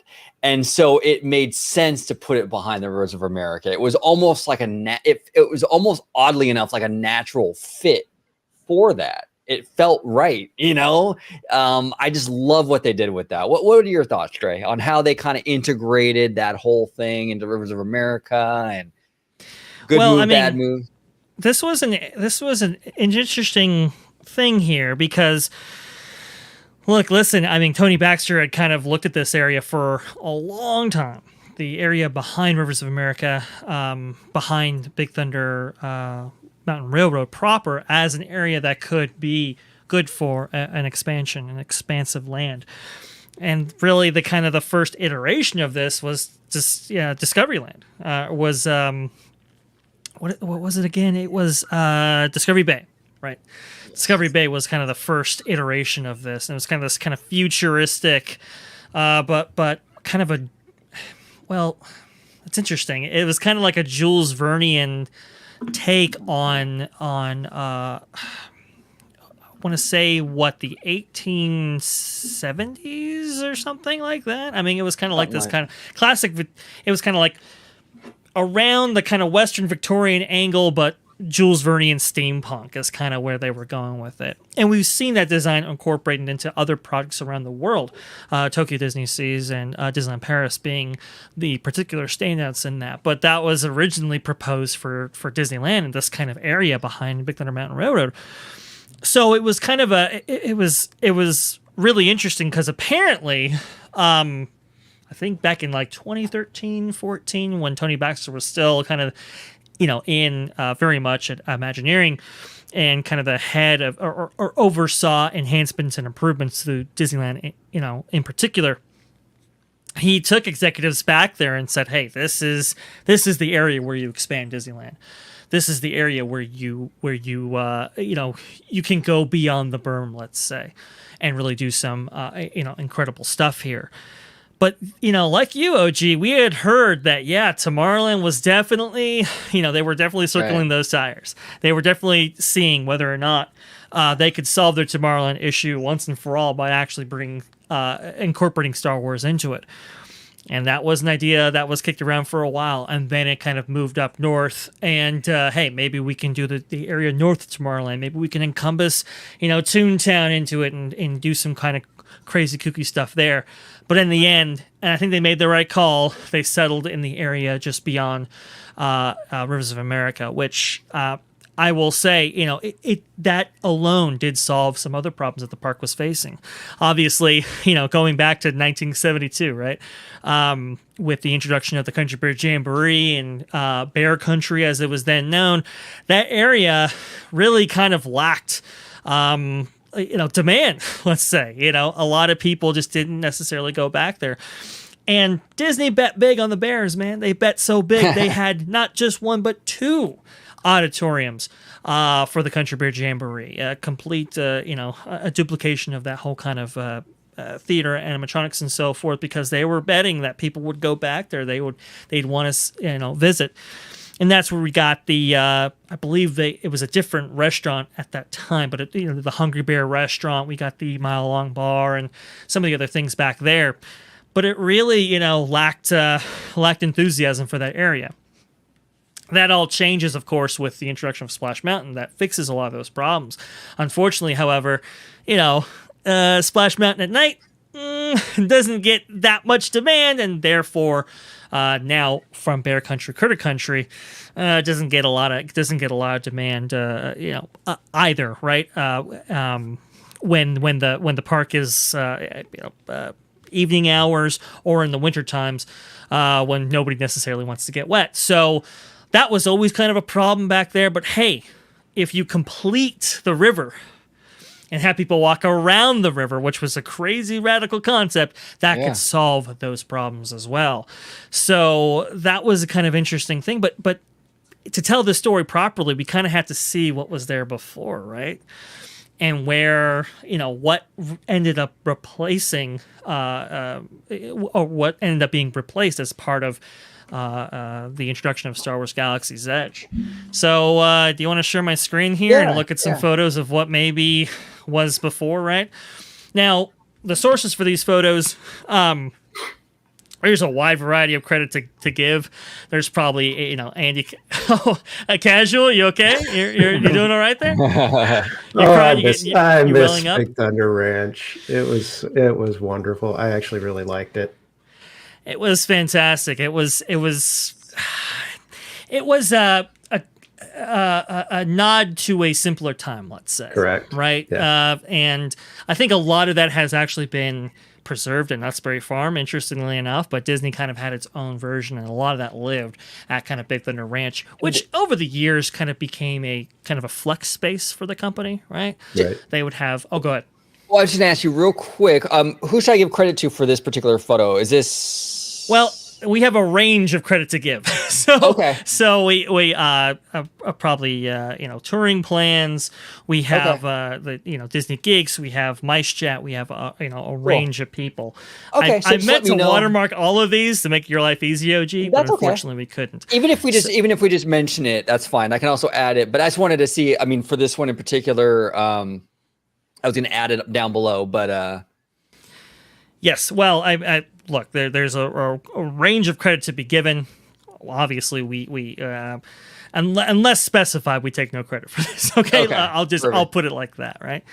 But you can see you not only had the Big Thunder Ranch performance area, but you also had the restaurant that we used to have, and we still don't have really a real for real kind of barbecue restaurant done in this kind of way, which is kind of sad. It's kind of a thing that definitely needs to be addressed.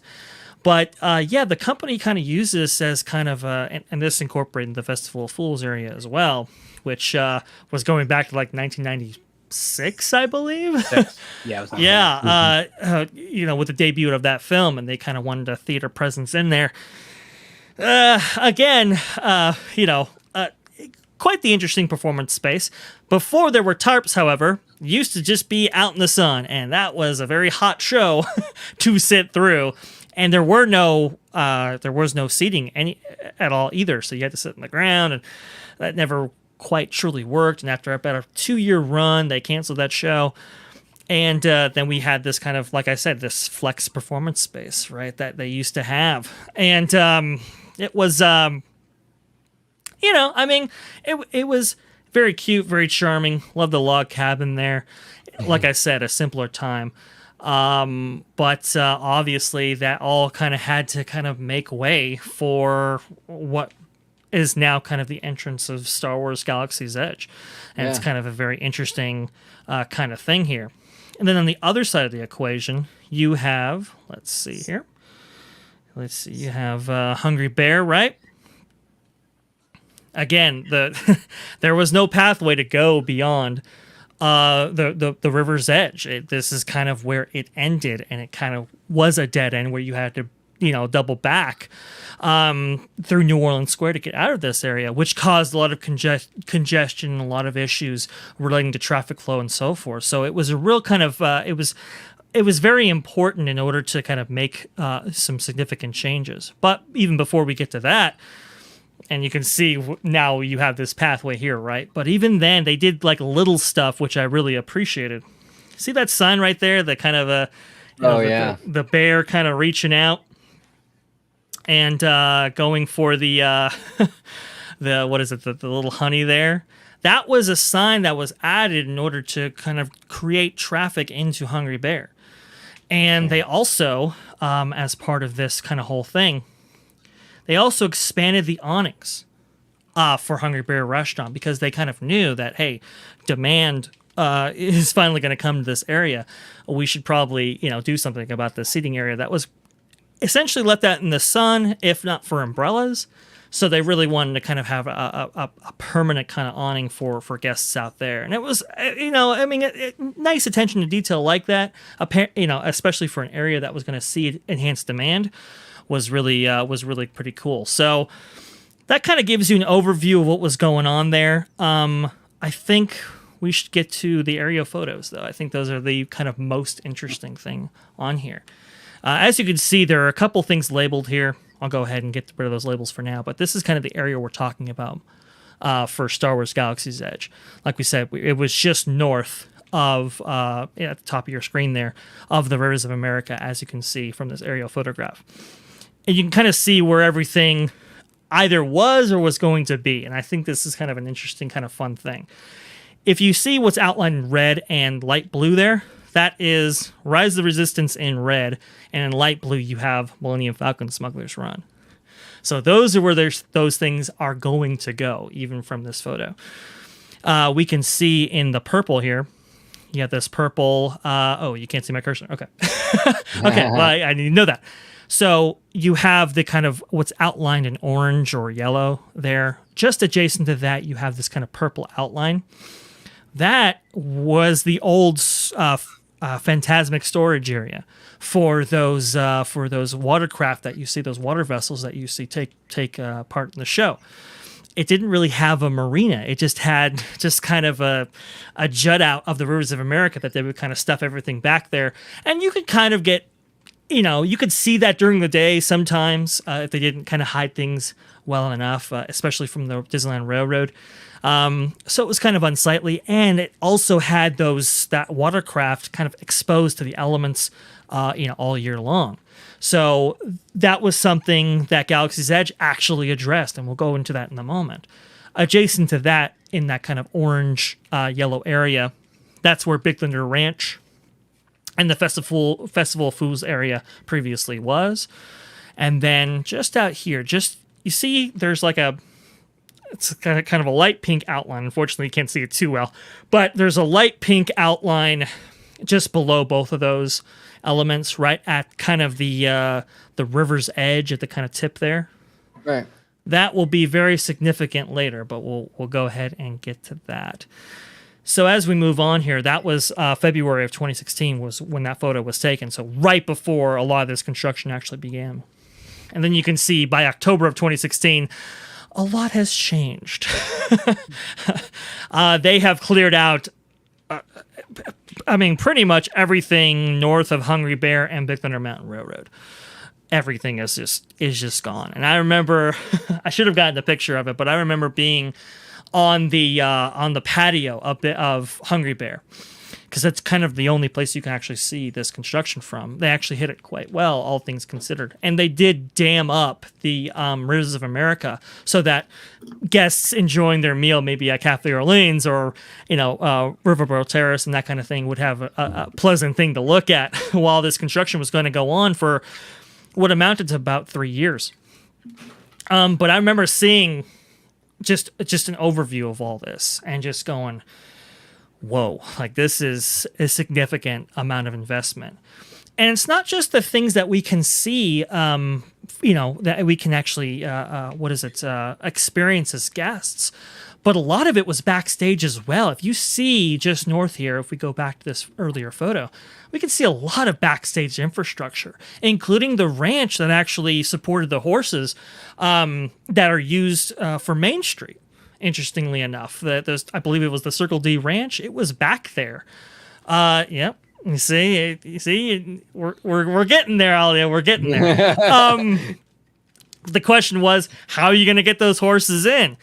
Well, later we kind of find out, how that process actually took place. Very ingenious. But a lot of these, buildings and so forth, and OG, I love how you bring this up all the time. Hey, people say it's impossible, right? Well, apparently not. Apparently we can do some things when we put our minds to it. And I love how it's illustrated with this example right here. And I love how you bring this up constantly, because this was a lot of work. And it's worth mentioning just because I think that it applies to future projects too, because I'm hearing the same kind of narratives that I heard a decade or more ago about we can't put anything behind the Rivers of America because we have backstage areas we need. I hear the same kind of like can't do kind of narratives around like a third park. You can't do that because of this, that, and the other. Look, if Disney wants to build something, we've seen it. They'll move heaven and earth to make it happen. Go on, fine, sir. Just wanted to. I have. It's like an obligatory kind of thing. I always bring it up. I have to like kind of address it again because it is worth mentioning for sure. I think it absolutely is worth mentioning. We also lost a couple of other things, obviously not just Big Thunder Ranch, but the previous. I tried to find photos of this, but it just ran out of time. But the old Skyway Chalet that used to be in Fantasyland, right? We got that finally removed, even though that ride had been defunct for going on 20 years, probably at that point. I mean, it was quite a while. So that puts that rumor to bed that that's ever coming back. Anyway, I heard there was some termite damage and kind of needed to be removed anyway. But this was a lot of change. This was a substantial amount of change, considering the area we're talking about here. I mean, this is really, Frontierland for many, many years was kind of the heart and soul of Disneyland, really. I mean, obviously people have fond memories of Fantasyland and stuff like that, but back in the day, it used to be a third of the park, this kind of Frontierland area. So we were seeing very substantial changes. Anyway, construction got off quickly, though, and by December of 2017, we can kind of see things kind of take shape here, and this is kind of why I outlined some things, just to kind of give you a visual reference of not only what was coming, but what was there before. And you can kind of see the Disneyland Railroad finally takes its first, what is it, left turn, right? It had been going right clockwise all this time, and now it was actually going to go in this kind of S-curve pattern and hug the sides of Rivers of America like it was. And you can kind of see where Circle D, or what is it? I should say the Big Thunder Ranch area was. You can kind of see where that old Phantasmic storage area was, and you can also see the rides, Rise of Resistance, and actually the project names are very funny because Disney has kind of internal names for things to kind of, conceal what they are, right? Rise of Resistance at this point was called Project Alcatraz, obviously, for the prison break, right? And Millennium Falcon Smuggler's Run at this time was called Project Big Bird. So I thought that was kind of really clever, but you can kind of see a lot of this kind of taking shape, and it's really kind of fun to kind of see how it all kind of correlates. But then that light purple area, just below the old Phantasmic storage area and Big Thunder Ranch area was. Can you kind of see it now as it hugs against the Disneyland Railroad? Yes, I can see it. That right there is Fantasyland's new, completely covered marina for those water vessels. And you can see how far they kind of had to move it from the old Fantasyland storage area right there. It's quite fascinating to see this come up, and that would provide for, a host of different benefits to Disneyland's operation as it relates to Phantasmic. Those watercraft were finally protected. I believe there's a maintenance area there where they can actually service them outside of the view of guests, cover them from the weather conditions. And the entrance and exit of that is now covered by a beautiful waterfall that we'll get into. But now, guys, how are we doing so far? Let's go ahead and take some chat, because a lot of the chat's talking about this stuff. Oh, sure. And we can take some questions, then we can dip back into it. Fantastic. We'll catch up on the chat. Let me actually remove this. Otherwise, the comment will cover your face, Trey. No. Hey, look, listen. You can cover my face. That is fine. Don't even worry about it. I people stare at my ugly mug too much as it is. So Michael, our friend, our buddy, Michael Meets Mouse says, at least it didn't take 4 years for to reopen your railroad. That's very true. I'm telling you guys at Walt Disney World, man, it's crazy what's going on over there with the railroad. I mean, really think about that. Think about that. A whole entire land, Disneyland Railroad, one freaking attraction, Tron, 4 years for a railroad. Now, Do that math. It's shorter to build the Transcontinental Railroad back in the 1800s. That's how long we're talking, folks. It's a long time. And it's totally by design. They're stretching that out over many fiscal quarters. It's totally by design. It's not by. That's not an accident. Not an accident. Well, there's the Walt Disney World Railroad right now. It's passing there through it here, is. making its way. George, it's there to pick you up, buddy. You got to get There you it to is. work. There it is. And Tyler is saying people were also saying you couldn't tear down the center of Epcot, and it happened. There's even room for Tomorrowland expansion, as seen in the plans for the canceled Lucasport. Yeah, Tyler, that's the thing, man. Look, we are all part of this fandom that started from a man who celebrated the impossible. This is a guy who in the 1920s said, I want to make the first sound cartoon. And by the time he died, he was like, I'm going to build a community of tomorrow. This guy was crazy in a great way, in a great way. And I'm sorry, Josh, that's progress. Yes, it is. Yes, it is. Yes, it is. So I just think that, like, as fans, like, when I hear this stuff, like, well, you can't do that with Disneyland. It's impossible. Just accept it. No, you can look. There's obviously some limitation. Reality sets in to, but I think that a lot of this stuff, that these self-imposed kind of restrictions that fans put on this stuff, is like, no, man, you could build a third park. You got the Toy Story lot. It's like 85 acres. They could work that. They could definitely work that. There's a lot of stuff they can do. Disney can get creative when they want to be, as we're seeing here with everything going on with Galaxy's Edge. Justin Doyle says the Epcot revamp, I was against it at first, but from what I can see so far, it looks pretty cool. Actually, Justin, the Moana thing looks a lot better than I thought it was going to look, to be quite honest with you. Is our buddy Showcase still in the chat? He's an Epcot guy. I'd like to hear his opinion on that too. But what do you guys think about this Epcot revamp? Casual, what are your thoughts? Have you seen anything on this, like the Moana thing and all that? Yeah, I've seen, some of the progress work. I'm going to reserve my judgment until I see the final product, just because I like the edutainment aspect of Epcot. So if this is going to give a little bit of that, I'm all for it. So we'll have to see. I'm getting more in my old age. I'm getting a little more reserved when it comes to these kind of things of, the hot take of, oh, it's going to be terrible or it's going to be spectacular. And part of it is because of what they did with the Rivers of America. It was one of those things when I heard what they were doing, I was just like, oh my God, it's, blasphemy, sacrilege. What are you doing? And look what we ended up with. 100%. And that's a great Casual. That's great, man. That's 100%, because even with like Mission Breakout, man, the amount of outrage for the minute that was announced until the minute it opened, it was just people were so mad. And then it opens, and now people love the new version more than the old tower. So it's all about having an open mind. Now, having an open mind doesn't mean loving everything. It can open and it can totally be terrible or suck. That's absolutely. But I think that as fans, yeah, you're right, Casual. I think that people kind of jump to the conclusions a little too fast sometimes, and it can kind of get, it can kind of get you in trouble, because sometimes this stuff turns out pretty great. Let me see here. I got Showcase says no railroad at Magic Kingdom. Progress.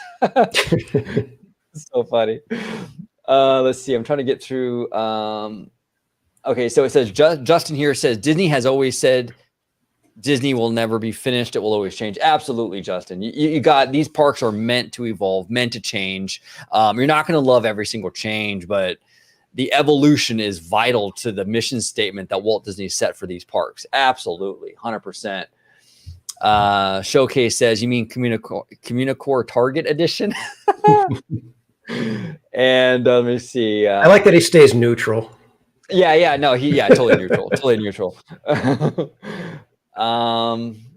And then Alia says, wise theme park casual, better to be neutral until one can observe and experience in person. Absolutely.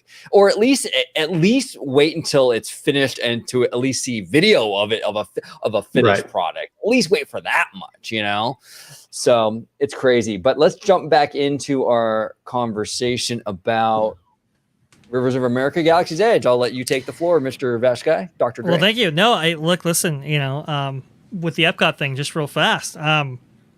Is it quite as ambitious as we were getting before? No. But yeah, I do agree. Let's withhold judgment a little bit just to see what the kind of final product is. I do think there were improvements to be made with Epcot's entrance. It had become maybe a little dated, right, with Future World and everything like that. I think it was long overdue for some improvement. Let's see how it goes. It looks like they're leaning into more plants, more trees. We're unfortunately not getting maybe the festival kind of rotunda structure that we were maybe getting.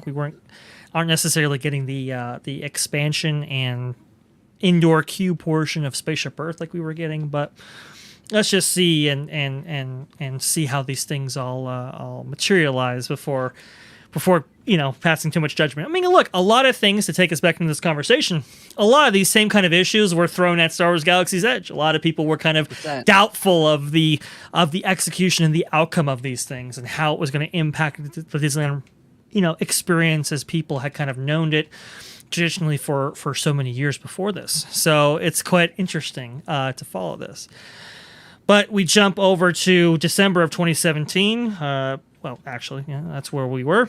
Now we go to March 2018. We kind of see some of the other land masses in this area kind of taking shape here. You can see where the kind of Black Spire outpost and the kind of marketplace sections kind of taking place right here. And we can also see a lot of the the entrance and exit corridors that would eventually be used to get into this land finish up here as well. We move on over here to June of 2018. A little bit more progress in that direction, obviously.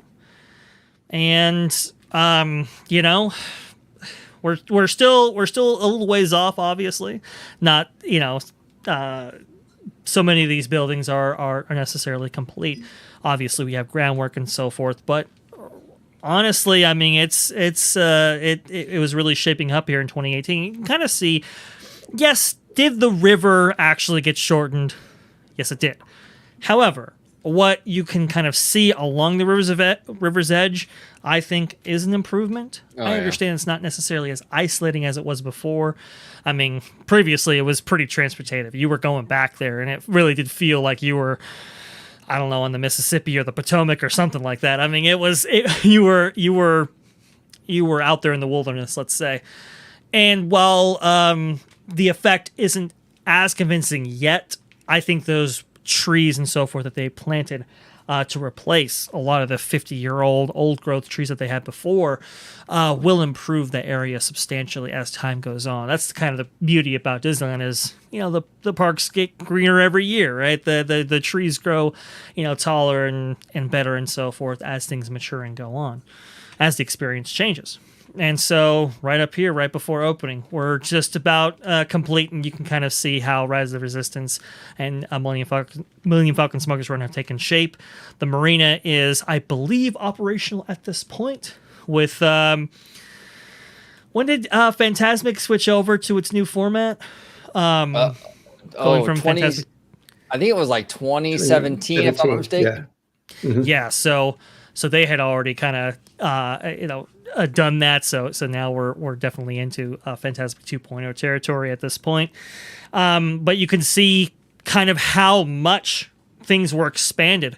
Like I said, the borders and my labeling didn't change with this. So you can their positioning, I should say. So you can see, where the Fantasmic storage area was before. You can see where the kind of Big Thunder Ranch and Festival Fools area was, and just how far now you're going back into the park now. I mean, it is absolutely significant. And like I said, for the first time ever, you can actually walk around, make a complete circle around Rivers of America, which, let's be honest, the park desperately needed.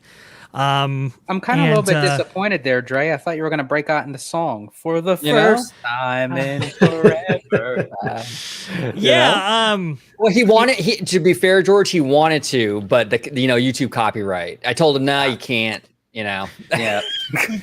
He really wanted to, though. You know what? That's it. That's exactly that copyright, man. Just get you every single time. But you can kind of see. Oh, real quick before we do that, sure. Captain John D sends a $10 holla. Captain John D. He says DAmaro is an overrated smiley ladder climber. That's it, dude. That is a perfect description. That is fantastic. He says, Chapek is the man in the arena. Kudos to the OG55 crew for always having the best Disney takes. Captain John D, appreciate your support as always, brother. Thank you so much.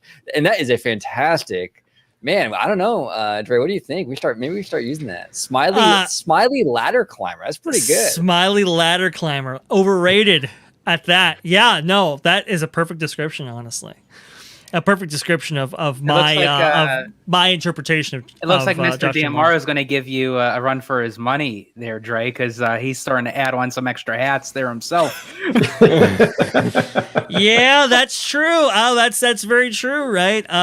We've got progress DAmaro. We've got unfavorable DAmaro. Now we have overrated Smiley ladder climber. Listen, a man of many.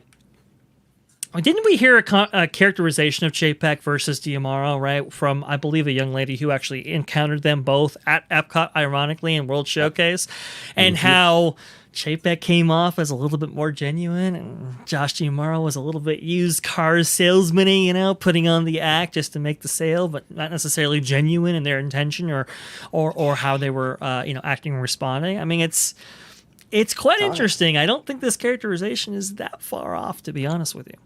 I'm telling you, yes, I remember that gal, and I forgot her name. I do. Oh, man, I totally forgot who like what her name was, but she had the she met both DAmaro and Chapek at the same time, and she came back and was like, yeah, Chapek was the one asking how my day was, and he was real genuine. And then DAmaro was like, kind of like you said, Dre, like kind of like this used car salesman, kind of like too smooth almost. Like he turned it on, like he knew, okay, it's showtime, kind of mentality, kind of attitude. And people can see through that stuff. And I definitely get that energy from DAmaro quite a bit, at least from what I've seen through video and things like that, Let me see. We just have a couple more here. It says Justin Doyle, the Journey of Water, not sure how it works with an Epcot look, but you have to think outside the box when it comes to this stuff. That's fair. That is very, very fair. Oh, our buddy Marty Snyder says, I'm always amazed of the DCA redwood growth in 20 years. Grizzly bear almost hidden in some spots. Yeah, Marty. Yeah. I was at DCA on Saturday, and that whole area and over by Soarin' is really full now. It's dense. It's dense. I mean, it really has. Honestly, I mean, Disney California Adventure really lacked that kind of transportative feel, I think, in a lot of ways. Initially in 2001 when it opened, right? I mean, a lot of the trees that they did put in were very young growth, and nothing. I guess the theme wasn't necessarily expressed in any of its themed areas to the point where you felt like you were a different place, different time. You just kind of felt like you were across the street from Disneyland, right? Yeah. But I mean, honestly, the area, even just because of that tree growth there, the what is it? I think it's called the Grizzly. It's called the Grizzly Peak Airfield and kind of the Golden State area, right? I mean, you really do feel like you're out in the wilderness or you're out in Yosemite or something like that. I mean, it really is amazing. And between that, Buena Vista Street, and Cars Land, I mean, man, you just think of how far that park has come in just a short period of time. It's solid. And thank you, Alia. The gal's name who met Chapek and DAmaro same day and reported on it, her name was Molly. Alia, thank you so much. Oh, and by the way, Alia, when you mentioned will it copyright catch if you intentionally sing off key, I believe I did, so we're all in the clear. Yeah. And Alia goes on, she goes on to say, irony/hilarious if Chapek is cheered and DAmaro is booed at D23.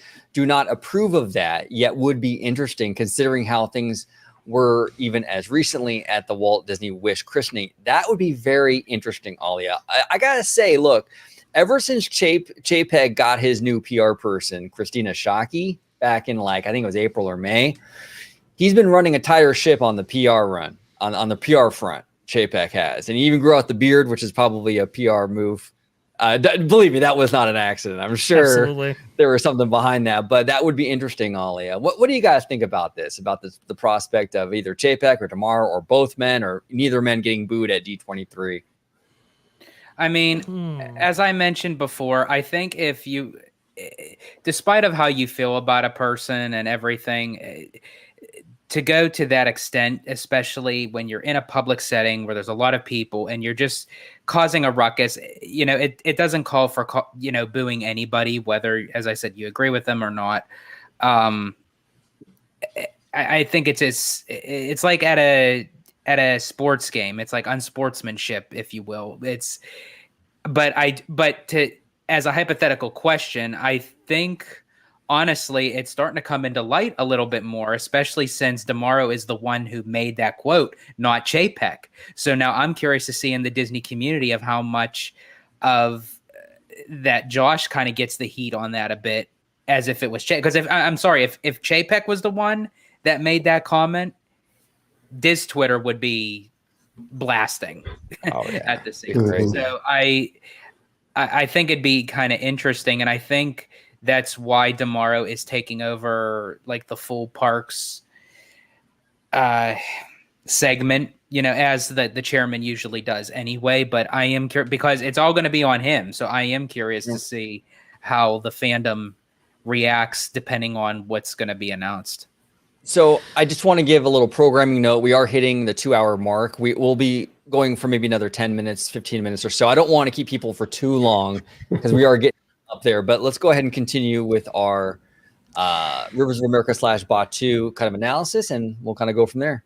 Really quickly, I wanted to respond a little bit to the Chapek thing there, or the Josh DAmaro thing, I should say.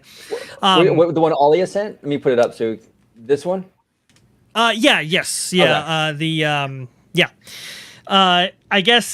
that Wall Street Journal article, I guess a visitor, a guest, sporting day homemade T-shirt with the words, quote, Chapek killed the magic on it, a reference to Mr. Chapek, the CEO, who he blamed for rising prices and other changes. Interesting. But I thought this response was really, really funny and a low-key kind of...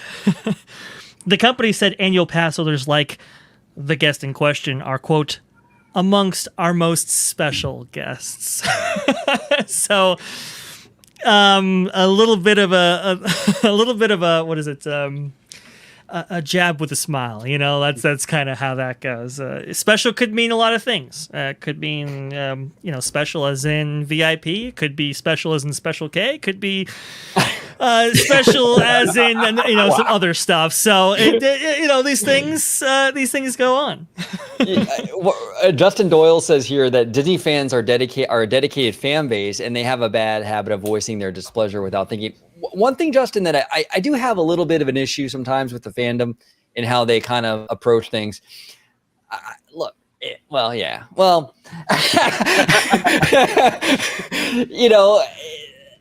thing I've noticed the narrative like, Chapek raises prices, right? He's rooting the magic.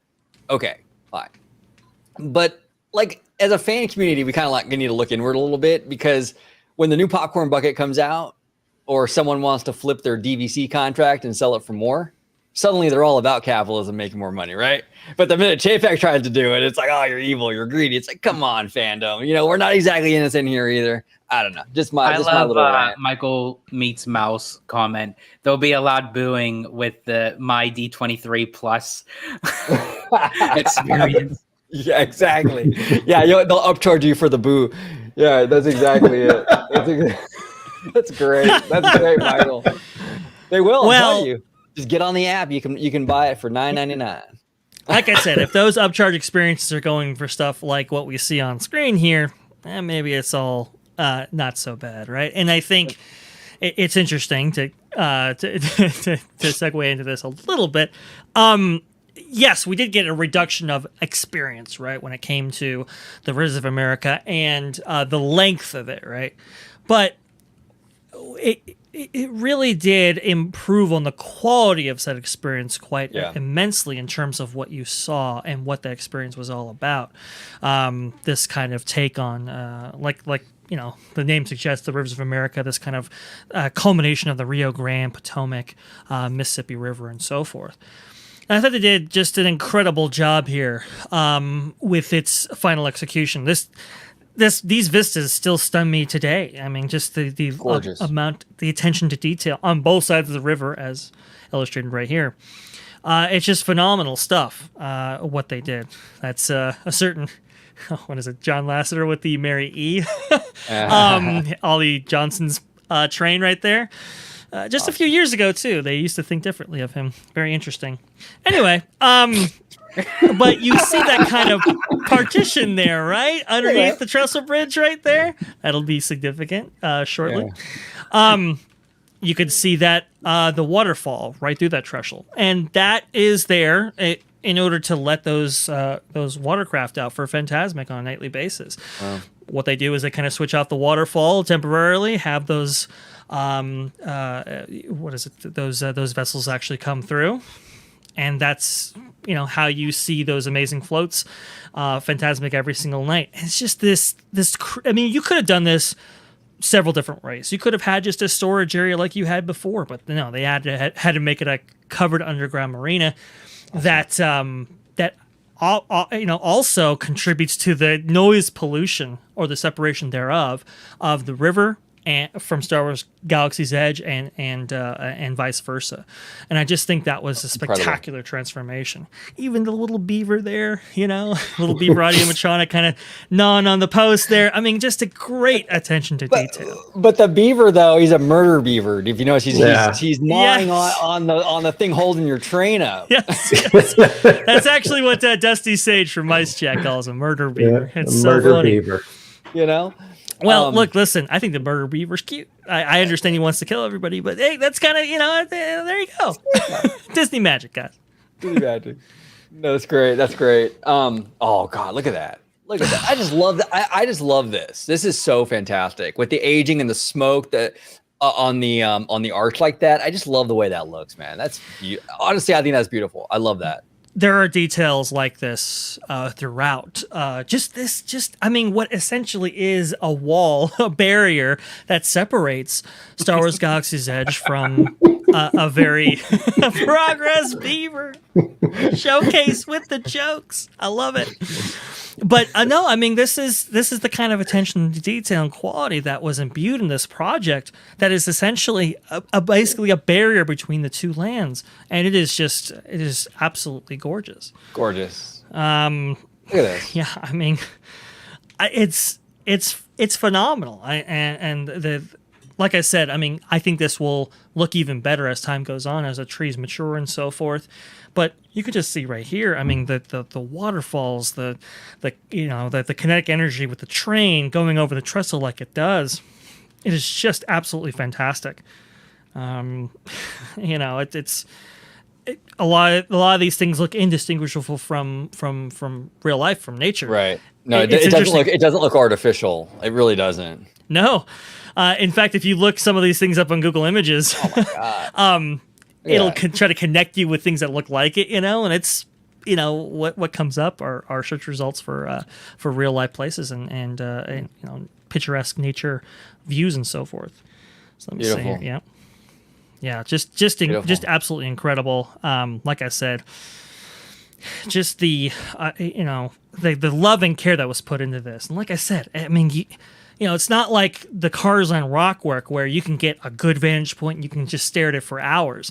You're only really going to see this if you actually take a journey on the Mark Twain or the canoes or the Disneyland Railroad. And yet this thing is just kind of hidden away back there as this kind of golden gem of the Imagineering prowess. It's unbelievable. Fantastic. And I got to give a shout out to Andy Castro, Dateline Disneyland, Mice Chat. It's part of their Mice. It's on Mice Chat, but it's their Dateline Disneyland kind of segment. I think it's like a weekly thing or maybe bi-weekly. I'm not really sure.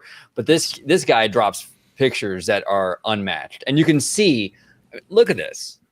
It's gorgeous. This is like gorgeous photography. I would love to just put this on my wall. Legitimately, this is gorgeous. Oh, absolutely. And he does it every single time he contributes to the My Shed updates through his Dateline Disneyland segment. You got to give a shout out to Andy Castro. Just a phenomenal artist with a lens, as his canvas. But beautiful.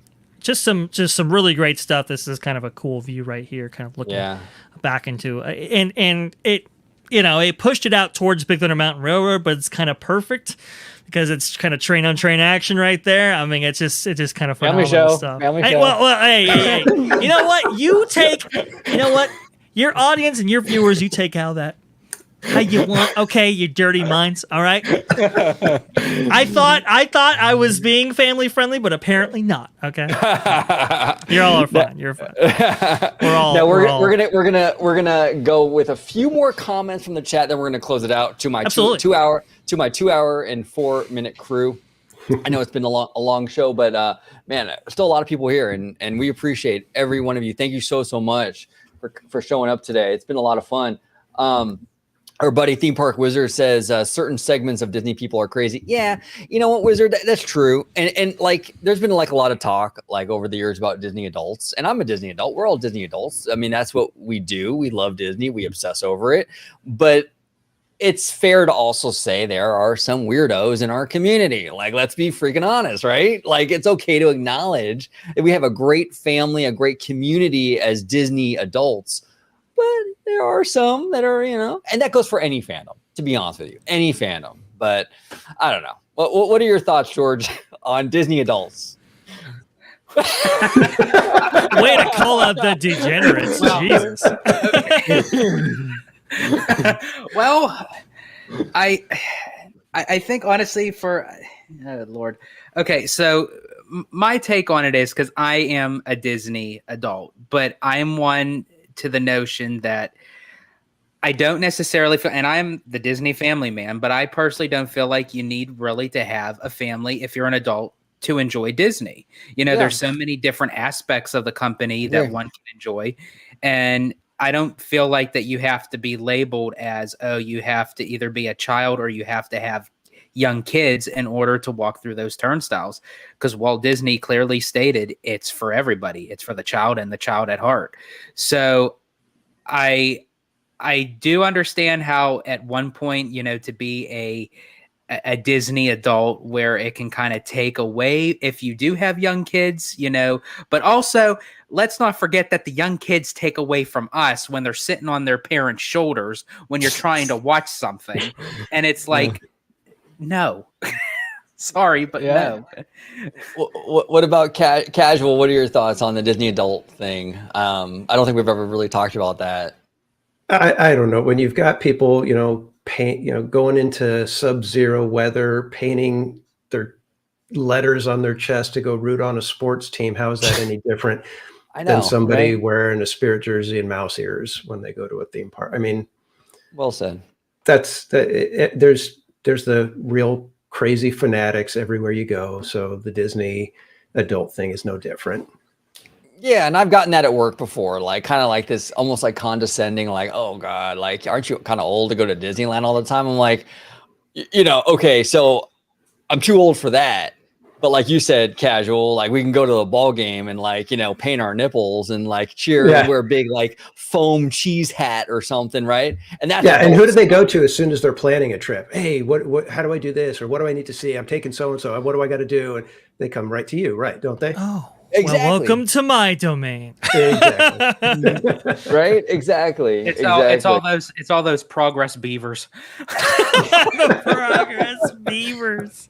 Oh, family show, George. Family show. No, come on, OG. Why? Yeah, we got to go back to murder beavers. Murder beavers. There you go.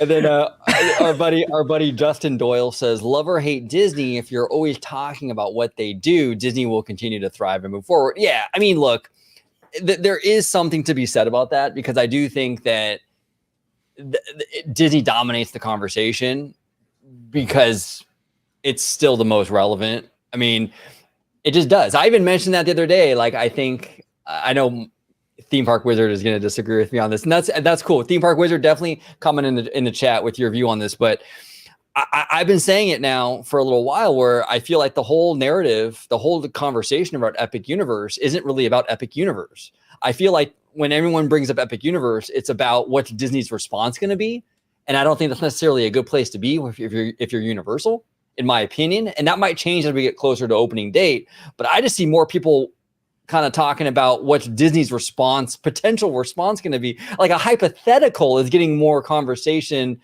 time than the actual park that's actually being built, which I think is kind of interesting. And that kind of plays to Justin's point.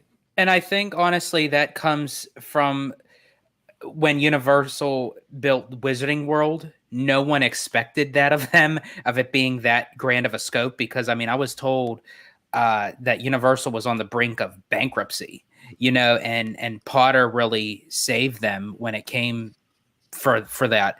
So, and then it came to the notion, okay, well, after Potter, then came Pandora and Animal Kingdom, then came Galaxy's Edge. So it's almost like fans are waiting for, as you mentioned, OG, they're waiting for a response from Disney, especially when there's silence upon everything, that we're seeing progress with Epic Universe. And now it's like, well, what's Disney going to respond to it? Yeah, it's all about the response. I mean, look, Disney's top dog. When you're top dog, people talk about you. People compare other things to you, and you get maybe undue criticism, enhanced scrutiny, all those kind of things that go along with that. But because they are kind of top dog right now, and obviously they most likely want to keep their position, this is why the conversation comes up. What is Disney going to do?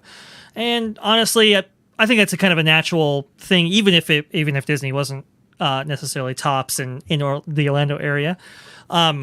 Competition is good for the consumer, just generally speaking. And so I think a lot of people are, even people who aren't Universal fans per se, are excited for it.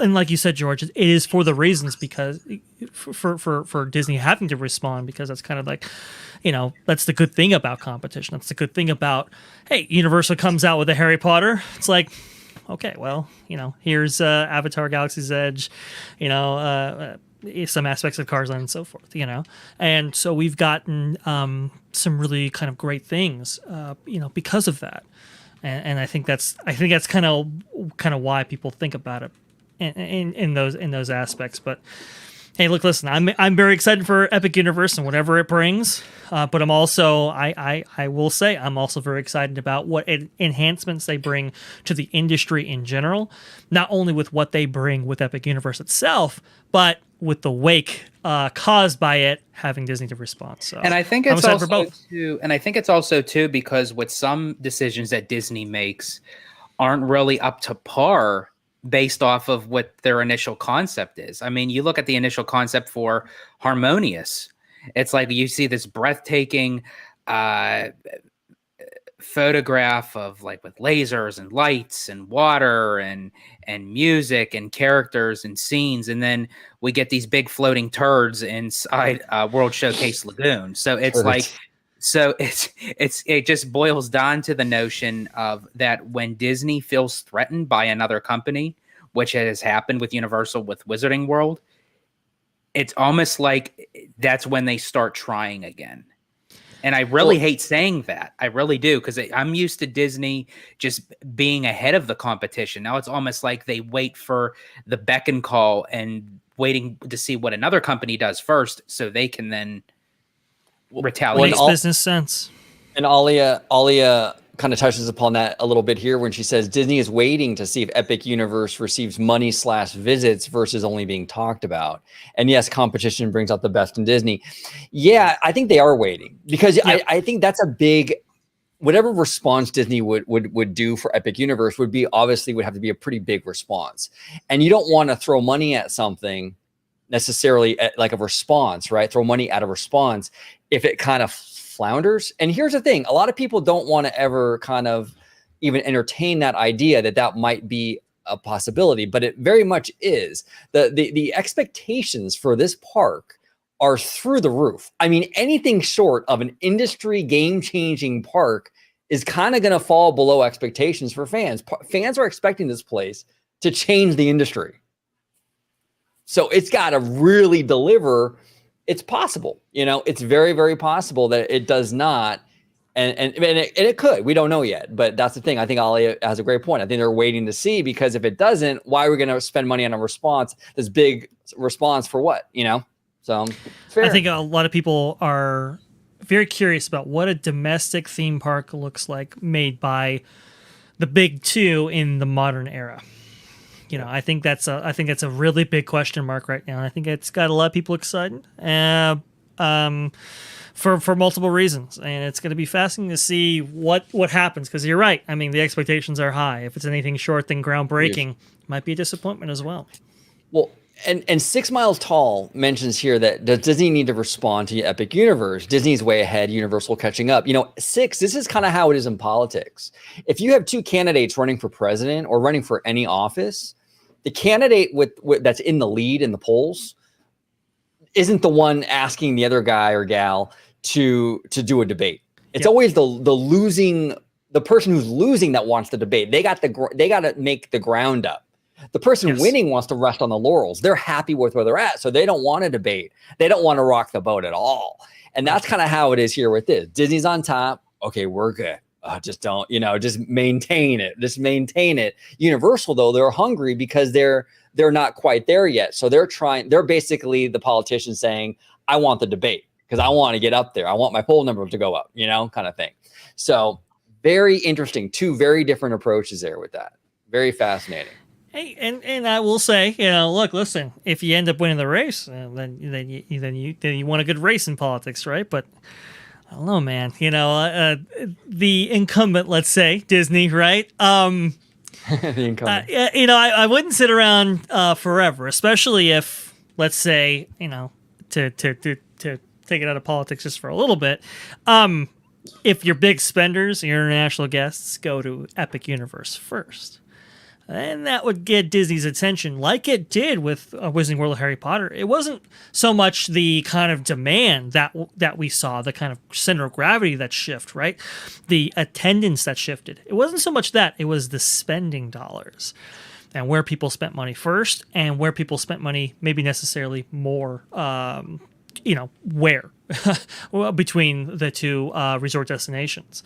So that's kind of the fascinating thing with this game here. And I think Disney is kind of waiting for a response because I think, Disney's dealing with its own kind of mess, right? Why jump when you necessarily won't have to? So I think they are waiting to see what ends up happening there. Very similarly how they waited after Islands of Adventure opened in 1999? 99. Right. 99, yeah. And they waited. Disney's got their answer already for Epic Universe. They're a few months after Epic Universe, they're going to swallow up all the headlines when they open Tron. Yeah, right. Exactly. Exactly. That's it. Exactly.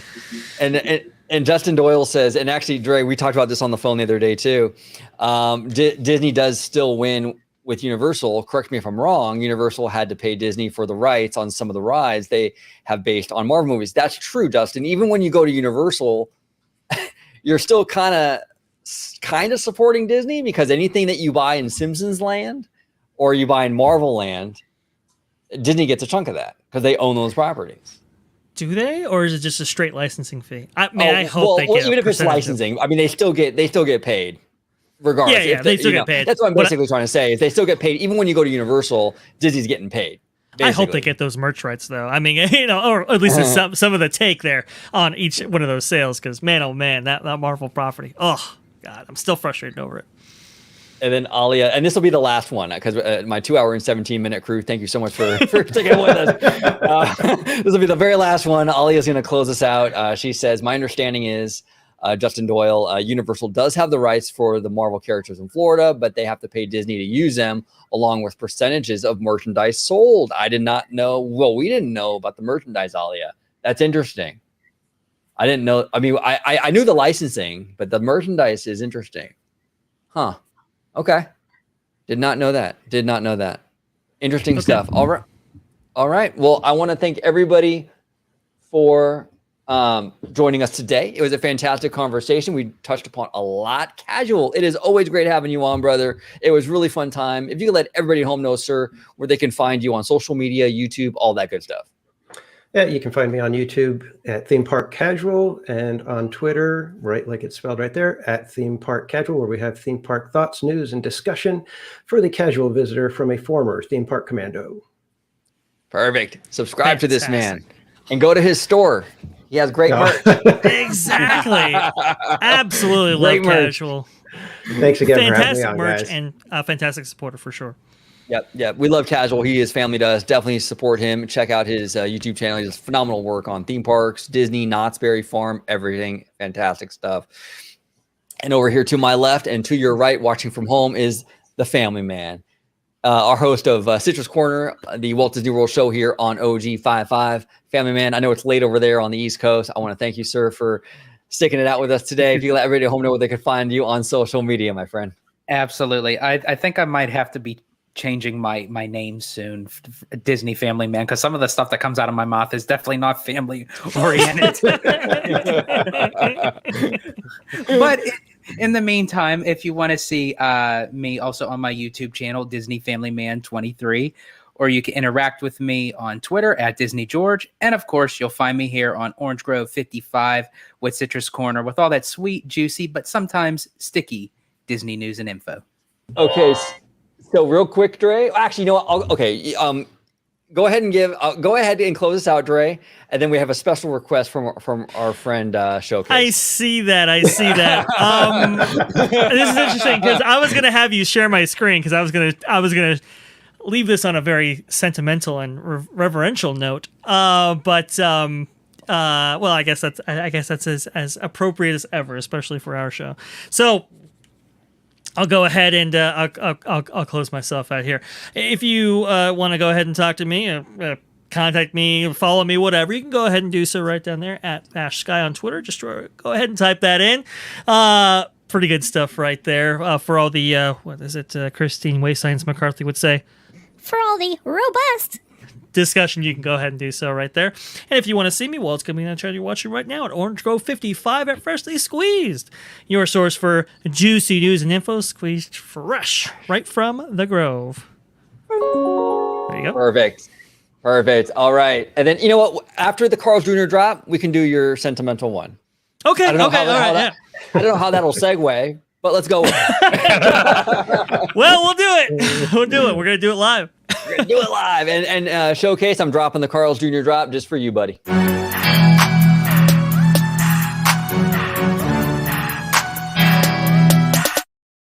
There it is. The Carl's Jr. drop. All right. Oh, man. Hey, look, by request, I mean, how could we say no to our lovely 2 hour and 21-minute crew? I mean, come on, you know. Come on. We had to do it. And I'll let you close us out, Dre. So go ahead and share my screen real fast. Absolutely.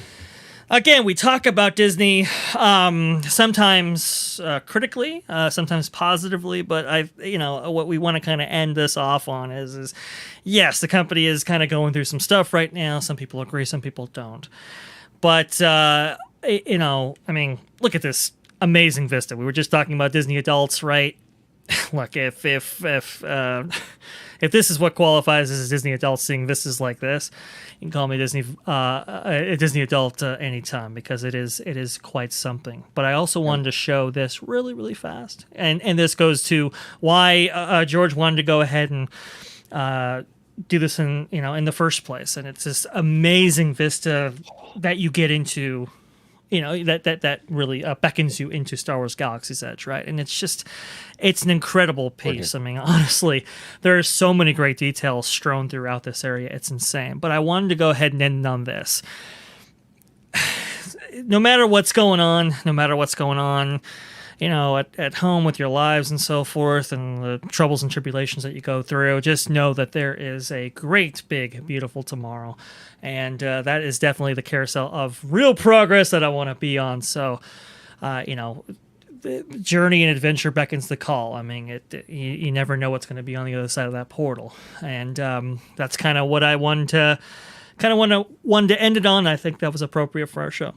Absolutely. And since we're looking at the entrance to Galaxy's Edge, we'll close it out with the sights and sounds of Batuu.